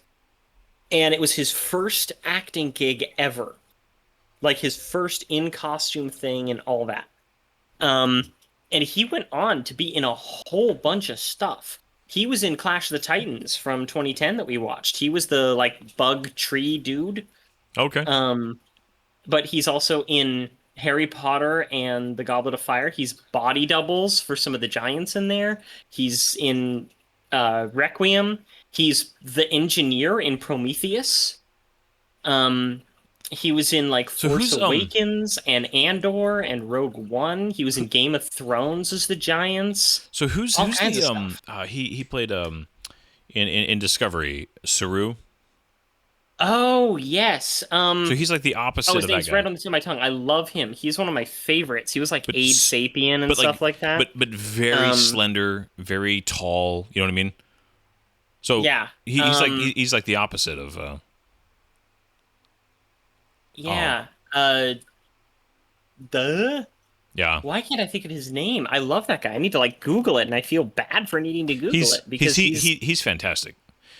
He was he is one of the best character actors, one of the best. Doug Jones. he was in Hellboy too, right? Wasn't he? Yeah, like I said, Abe Sapien in the Hellboy movies. Oh, yeah, sorry. But he's actually retiring. He can't keep it up with all the heavy makeup. He's like got to 60 be. now. Yeah, but to say, I know he's got to be in his 60s. Okay, that catch. Okay, can we back up for a second? We had the whole tunnel crawl, which was ridiculous, and the catch for her. She was like, again, it's that it happens so often, and it's so painfully obvious how unrealistic it is that some of these feats by these people. It's just like, come on. Yeah, that is one of the big issues. So the entire rest of this movie hinges on her making the decision that, all right, to get out of here, we should go find the dude that stabbed our billionaire friend, and be his friend, because that's what's going to get us out of here. She's acknowledging that this is some sort of alien. Yeah. And that there's something going on here that's bigger than them. And the reason that they're going after them, she saw him leave Lance Hendrickson alone. Yeah. Until Lance Hendrickson decided to be a dick, essentially. Yeah. But also they saw him. They saw the Predators attack their security forces too, right? So she doesn't really know what to do. But she's saying this is an alien. The alien wants something. The alien needs something. And she knows that it's the guns. So if they want to live with those other creatures around, which are obviously more animalistic, why would give the gun back. Yeah. And maybe it'll protect you, leave you alone, and they have a chance to escape. It is a fairly logical thing, even yeah. if you know that this is an incredibly dangerous creature. Yeah. This Um, this sequence is like it's by no means the most egregious thing in this movie, but I also like, why would this predator bother to stop and let this happen? Or is it that she doesn't have a gun other than this, and that's why he's like going to give her a chance? Ooh, bad timing. I don't think she's not worthy prey. Yeah, She's unarmed. She's a female, which they've shown in the past that that's true. these guys aren't the predator don't prefer not to kill women. They're very misogynistic. But she's unarmed. She's obviously like pleading. So I don't know. It makes sense to me why the predator would hesitate. But then, like this is the one thing I will gladly give, as much as it was like kind of dumb luck.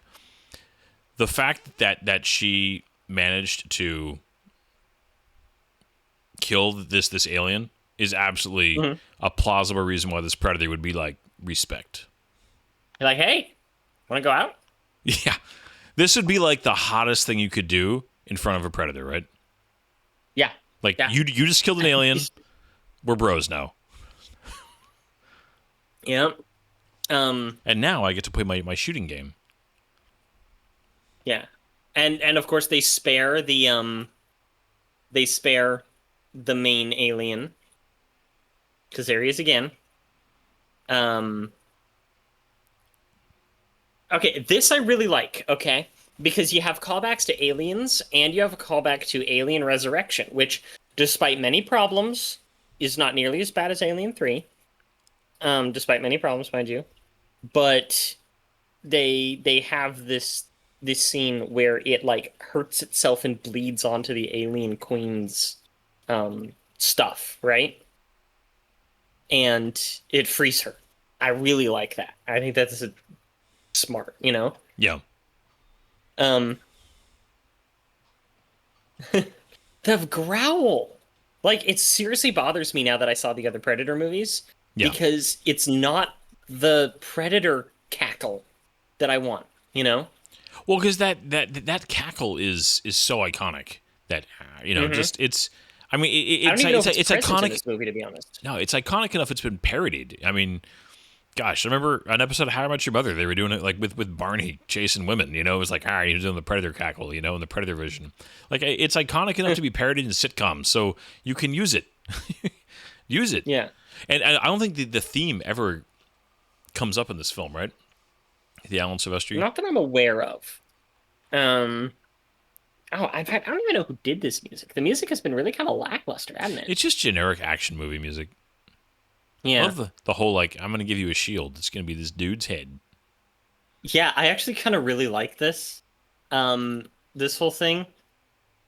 And, like, this is actually a really good scene. The nonverbal communication. You don't have to be told. Like, she's putting it together. And I don't know, this whole scene is actually like good. You know, I don't know how she put her hand in there without burning it, but whatever. It looks cool. The thing that I really like that staff is the reason why I say that this is Predator to the canon universe, canon to the Predator universe. It shows up, right, in the Predator? In the Predator. Yeah. Again, the effects work here is good.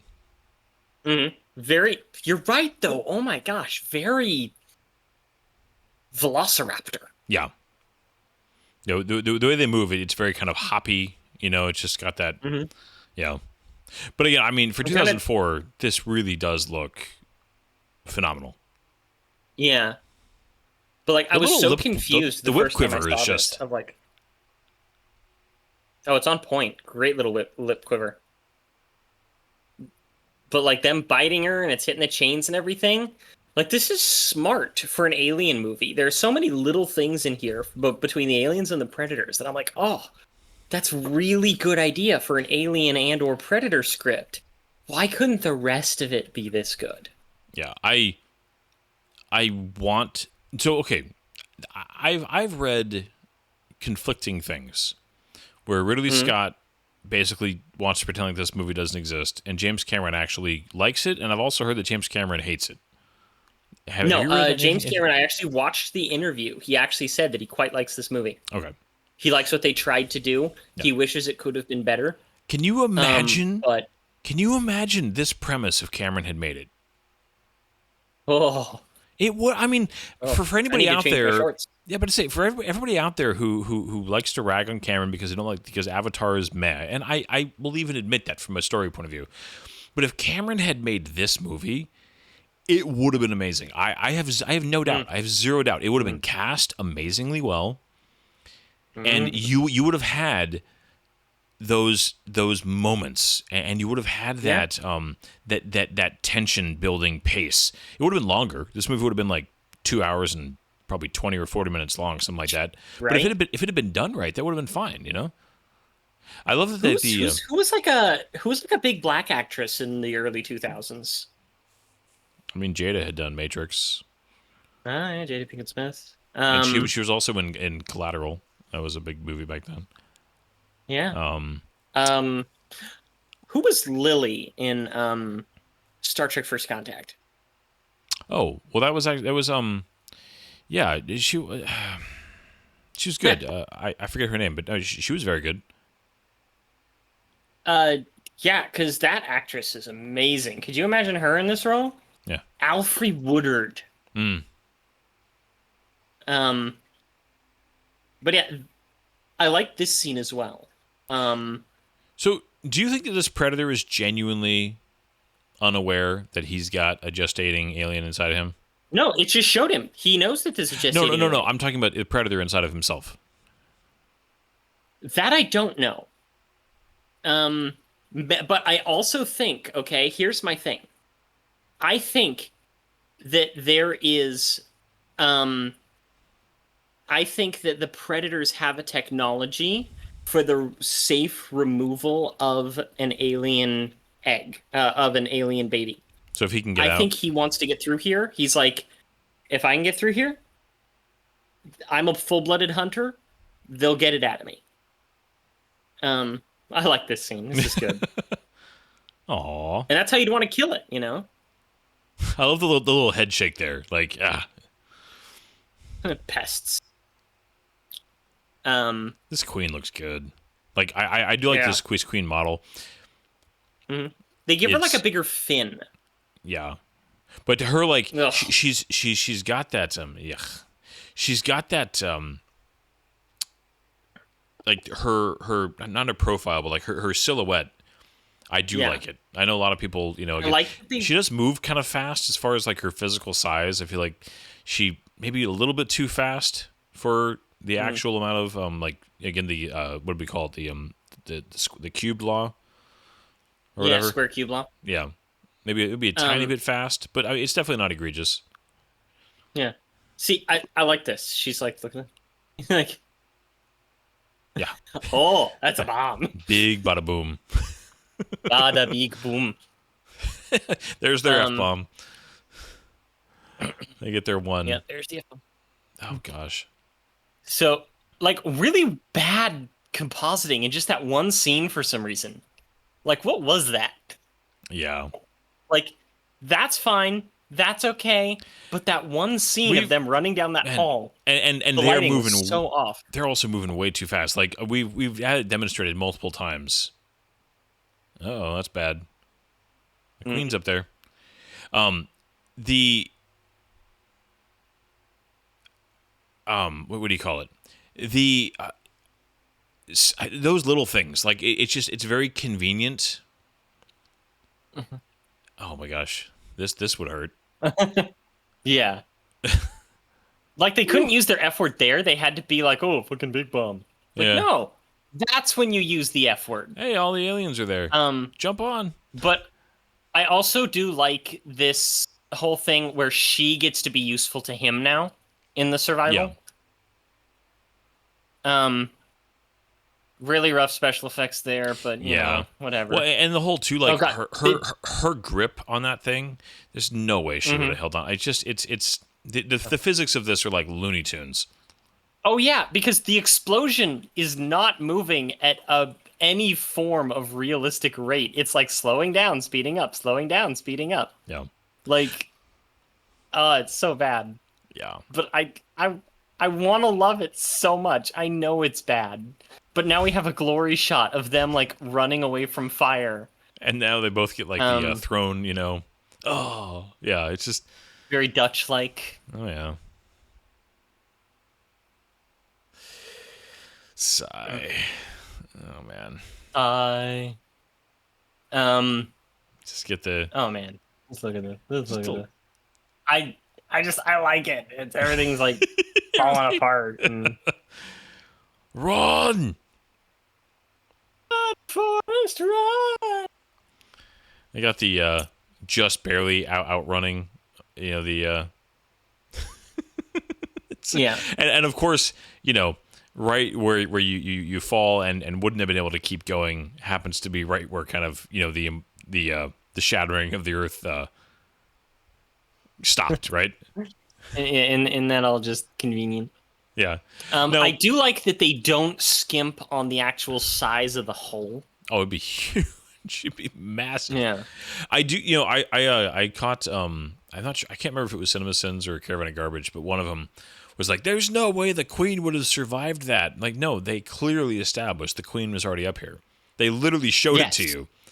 So that is not very briefly. They had the goo. Yeah, they had the goo, and they showed a figure moving. Like, so that's one of those where people that criticize that. No. I mean, again, I will gladly give this movie credit where it is, you know, where it did not mess up. Earned. Now, I also appreciate the fact that of all the very female anatomy of the facehuggers, his mouth is probably the least of all the predators in that area. Yes, but also he doesn't open his mouth very wide. No, he doesn't. Because the kind of vaginal look to the predator faces tends to be inside of the ear, inside the mouth. Inside the mouth, yeah. I was literally trying to look and see if he has ears, but technically, actually, the dreadlocks are ears. Yeah, I do like his little spiky hairs in his face. Yeah, he looks good. I like him. Yeah, no, he's a good-looking predator. They smoothed out his skin a lot in order to make sure that you knew that he was young. So he's less wrinkled. There's your vagina mouth. I said vagina a lot in this podcast. I believe it might be our highest. I love that this predator is like, I'm just going to everything I've got. Like there is no, we're not messing around here. This is bad. Like, even if it was kind of clumsily edited, I did like that they took away his plasma caster for this, just to give the battle a little bit more heft. But yeah, like you see her, she's being useful. She's holding up the shield against the blood. You know, that was a good scene. I liked it. And you know, we did a call back to the whale bones. You know, here. Yeah. Like, and she still got some acid on her. Yeah. She did still get a little, although, you know, when we get to Requiem, there's a little inconsistency there of just that she had time to, you know, take off a jacket, and somebody else in that next movie does not. No. Oh. It's just, okay, I did not like this. I like this scene, but I didn't like that snap. No. They didn't need that little, like, I'm going to snap at you, really clumsily edited. Because this whole thing was good, you know? Well, it's good, but I still think the Queen's moving too fast. I think that you could make this more menacing with the Queen being a little more, you know, just a little slower. Yeah, a little slower would actually be more menacing. I love this scene with the Predator, though, coming up here, when he saves her. Like, I think that they could have had her hiding behind more things that would make it more sense where the tail isn't hitting her. Really like the extended mouth thing, but this right here, that's a good shot. Oh, that was great. You know, this is like the 18th tiger roar. Yeah. But again, another nonverbal scene that's smart. I like it. And the she fact looks at the chain. Yeah. She looks at the thing. The Predator sees that. Figures it out. Well, and the fact that she doesn't have to yell at him. Help me move the chain. Yeah. like a lesser movie, which it's hard to do, but a lesser movie would have had her like yelling more like that. Yeah. You know? Well, and that this the chain was She's poor Predator. poor Scar. Yeah. Yeah. But what was I gonna say? That the chain was that chain, had it been on the alien like the whole time? Yes, they actually. I was gonna say this, but you were saying something. Is it there and we in the kinda wide interrupted. shots? Yeah, go They ahead. they telegraphed it. Even they had specific scenes when she's escaping after being freed, of the chain dragging behind her and whipping around. The chain was present the entire time. Okay, well that's good. There's some consistency And there. they have this scene of her sinking that's very reminiscent of the alien queen being flushed in Aliens. Also, given that she's been cryo frozen in the past, there's no reason to think that she didn't just freeze into a deep thaw unless she like bled out from the spear. The only thing I would say about where she's going now is the cold, maybe not, but the pressure. Yeah. Dude, I know that Alien Earth won't do this, okay? But imagine if Alien Earth, which at time of recording had its like third or fourth episode, imagine if they were like, we found a little bit of another alien underneath the Antarctic. And it's a frozen alien queen with a predator spear in its face. I know that they won't do it, but I kind of want it to happen. Oh, he's a poor Also, predator. with the location, this is good though. I love this scene. Like the slow zoom out, and there's the freaking like shimmer. Oh, fantastic. And I just love this old grandiose predator, which is supposed to be the same one that appeared in the end of Predator 2. Oh, really? Grayback or something like that. He's the one that gave the flintlock to... I believe it's supposed to be the same one. I'm now second guessing myself, but I swear it was supposed to be. Yeah. I mean, either way, it's obvious that, they do make it obvious that he's older without... I mean, even if this is the first time you'd ever seen this, you'd be able to tell. So, yeah, it's effective. Mm-hmm. She's got the marks. Yeah. And he's like, all right, rad. Good job, lady. But look how wrinkled he is. He looks like a freaking scrotum. I'm going to give you this cool spear. Don't point it at your face. This part right here, okay? I wish that they'd done something different. If they had established at the beginning that she was, like, aimless, bored even, like, all this stuff, it would fit with Predator continuity. That they would actually invite her. They did this in the Predator comics, including the Alien vs. Predator comics that began in 1989. I think it should have ended with her going on the ship with them. Because she's essentially dead. Oh, yeah, there's no way. What's she going to do in this? She's in freaking Antarctica with no gear.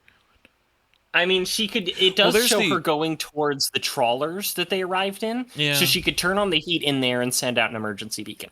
Well, she could... Well, because the ship is still somewhere, right? That they arrived on? What do you mean? The icebreaker that they came on? Yeah. So, like I said, they show her heading towards the... I can't figure out what they're called. The weird ice cars. Yeah, okay, see, she's heading towards one right now. Right there on the left-hand side of the screen.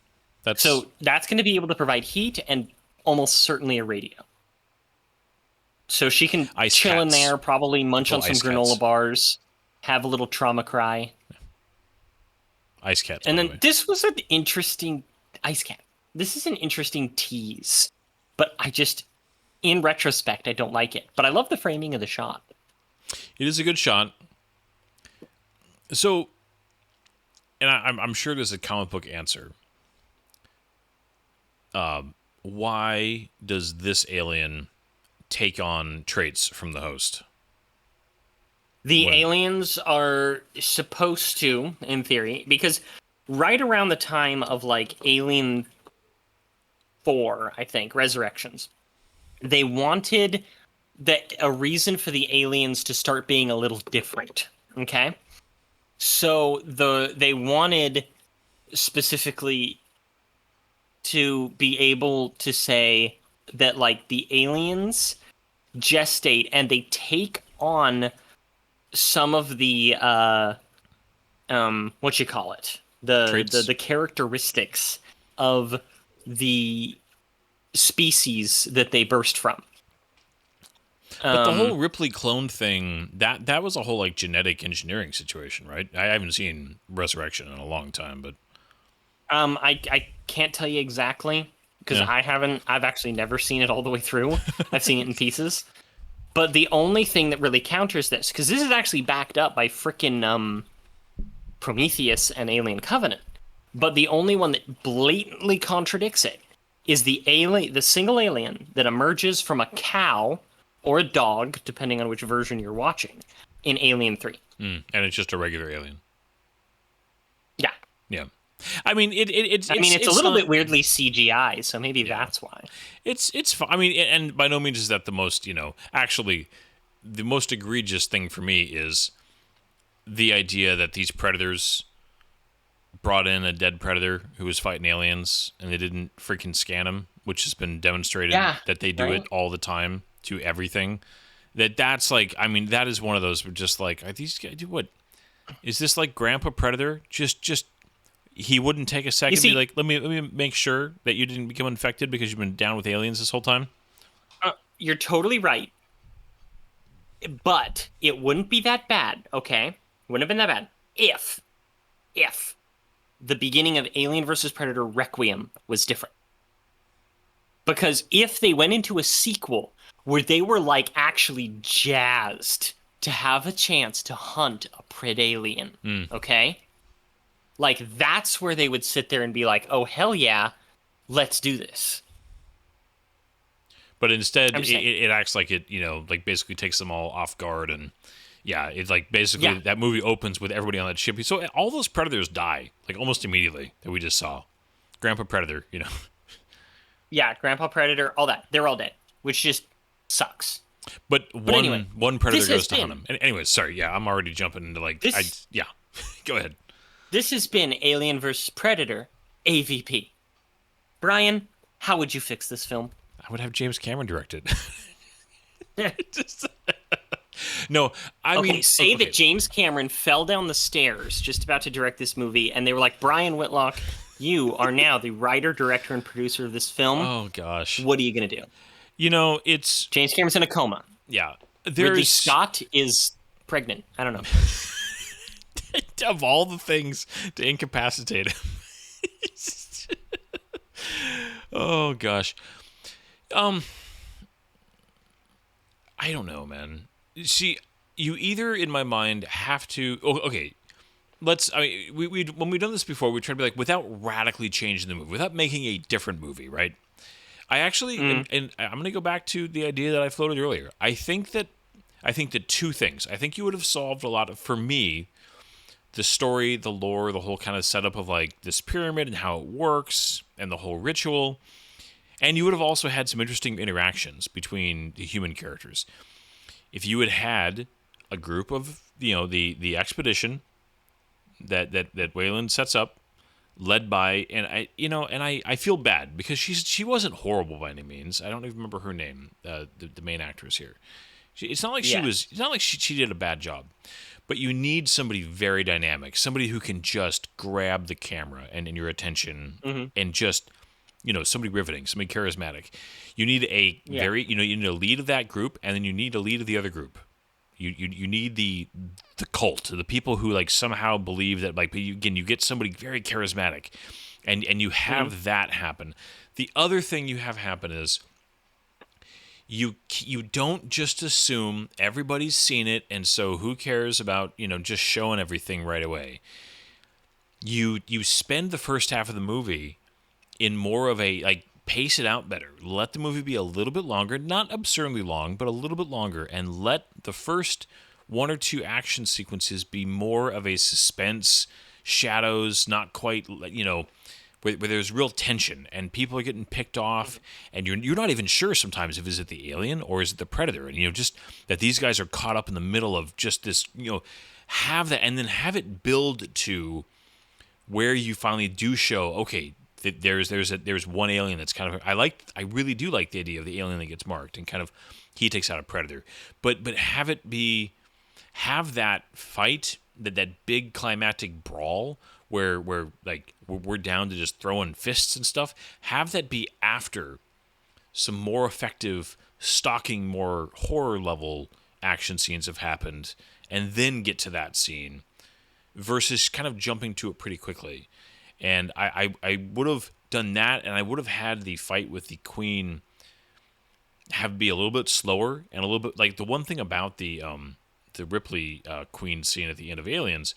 Granted, this was partially just the limitations of the technology they had at the time, but have this Queen be slow and like Terminator-esque, just very unstoppable. Just this is a force that you are gonna like have them have more of the town still be intact, maybe, and have her and the Predator have to figure out how to beat it using a little more wits. They still did a fairly decent job. I actually like, for the most part, I don't think that was a horrible sequence, but I think if you had them hiding more from the Queen, and the Queen just being this like, if the Queen gets you, like, you are screwed.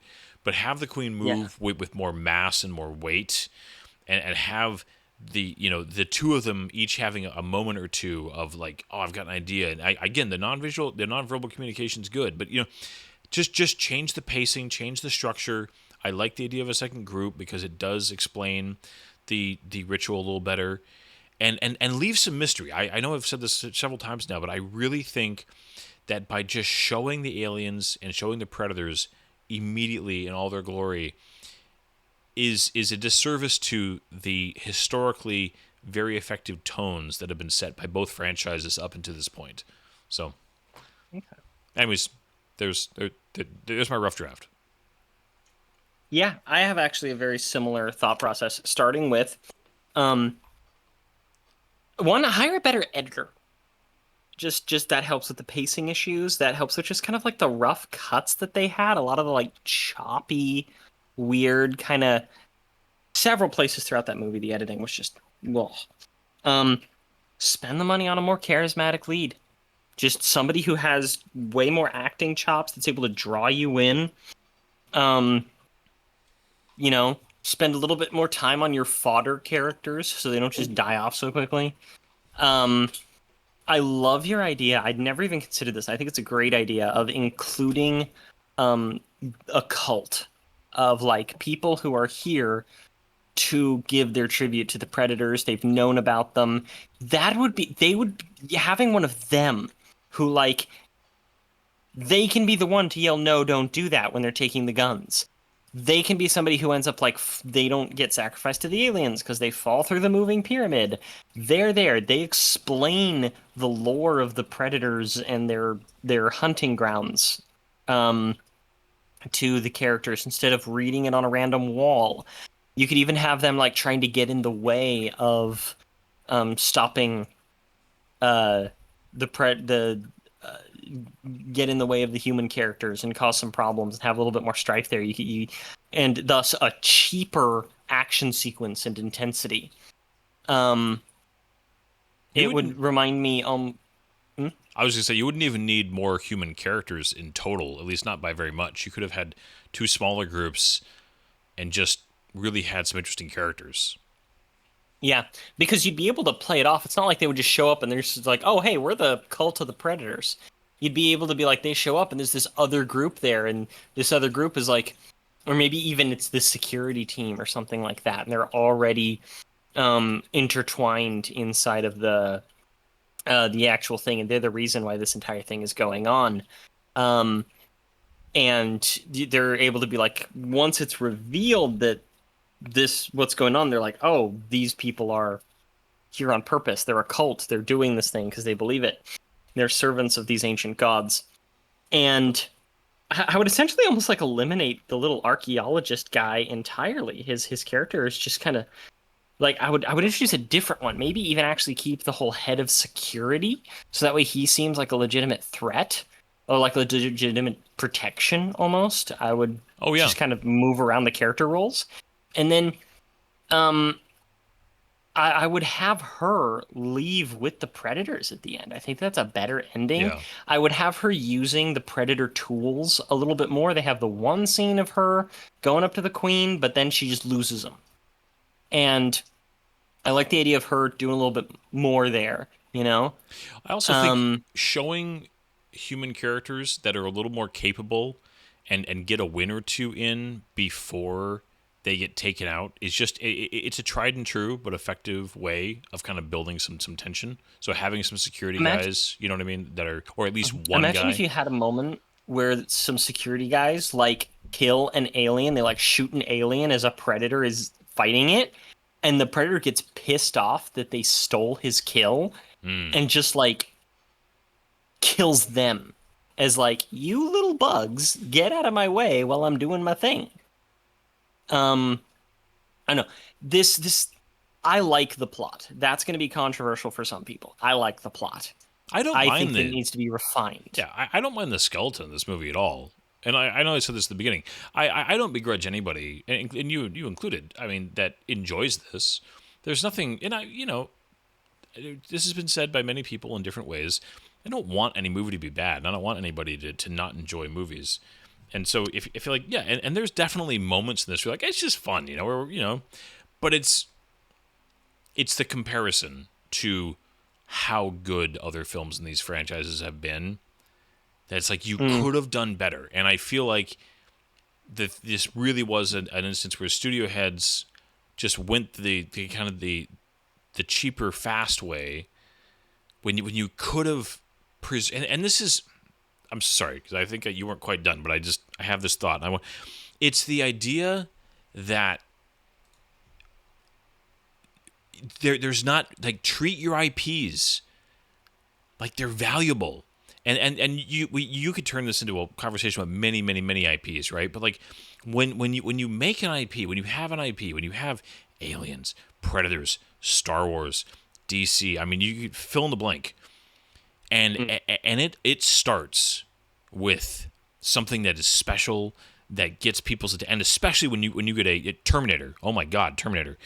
When you have something, it's like you got something here. You have something very special here. The kind of thing that you try to do deliberately all the time and fail at. And so when it happens, usually because you weren't overly involved in as a studio, take care of it. Really treat it like it's a valuable thing. Be protective of it in a way where you are making sure the right person gets it, where you are not rushing to just treat it like it. Basically, don't treat it like a product, which is so counterintuitive to corporate thinking of just like, no, this is I mean, my job is to make money. This thing makes money. And it's like, no, you're diluting what you have by not treating it with care. And this is, to me, an example, despite the things that are fun about this movie and the things that are do work about this movie, and there are some, where it's just it's another example of, no, go with the harder route, and you will keep people coming back forever. And instead, you're shooting your own golden goose. And that attitude. I mean, this is not even close to the best. Well, best or worst, depending on how you look at it. Right? There are way worse examples of franchises being taken, just out by their own studios. But I just like that attitude in general. That attitude in general pisses me off so much. This is where, as a nerd, it's so frustrating to be like, as a nerd in the 90s, nerd stuff was not mainstream. As much as like Next Gen was a big deal, it's still Buffy the Vampire Slayer. Yeah, compared to the big stuff, it was nothing. And it wasn't big enough to be like really looked at as like, that's, that is something where I mean, there are a few examples, the Batman Forever and Robin and some of that stuff, but there was nerd stuff was low key enough to be ignored by the worst kind of studio meddling, but it wasn't so ineffective at making money that nobody would do it. It was in like this nice kind of semi-sweet spot, and it fluctuated, up and down. I'm not trying to pretend like it was all roses back then, but it was left alone.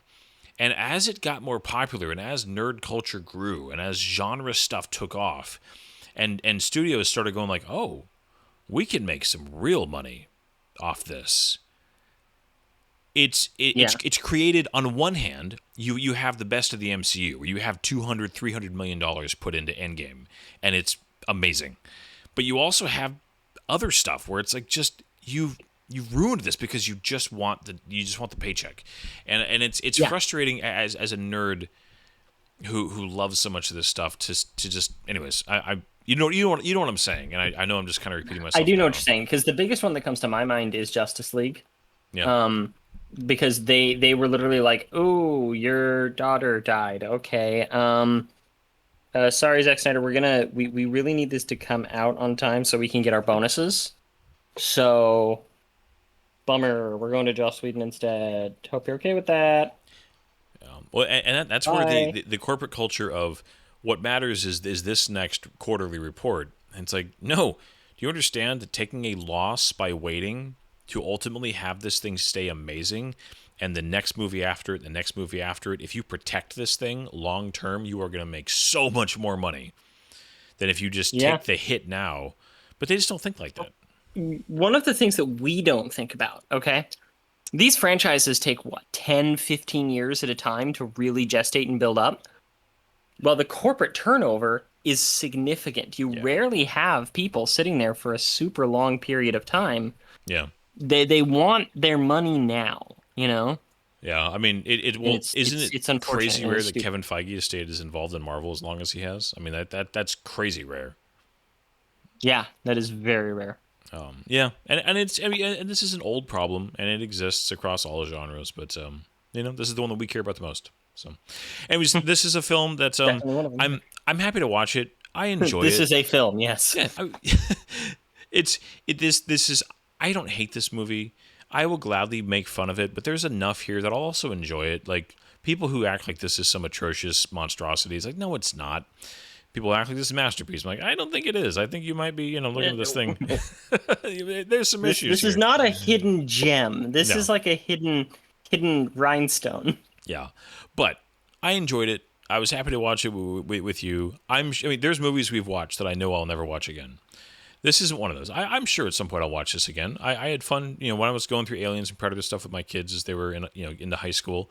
I showed them these. I didn't hide these from them. I was like, these are, they have their issues, but they're fun. And my kids enjoyed them also.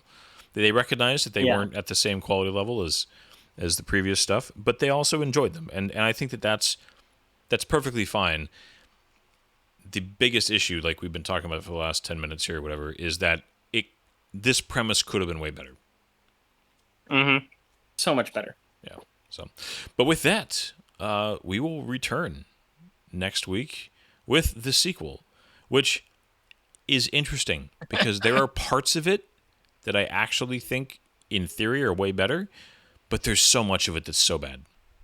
But it'll be fun. Yeah. It'll be fun to talk about for sure. It will indeed. I am very excited. It's so bad, but at the same time, there's certain parts where I'm just like, oh, that scratches the itch. But it is by far the worst Alien and the worst Predator movie. Yeah. Which is hard because Alien 3 and the Predator exist. Yeah. Well, whenever you sit down and watch Resurrection again, it's not that good, man. It's really not. I'm not saying it's good at all. No, I'm not saying it's good. Yeah. I'm just... I don't know. I hear you, man. Yeah. Good night, everybody. Good night, everybody. There's doors and corners, kid. If you don't clear the room, if you don't come in slow,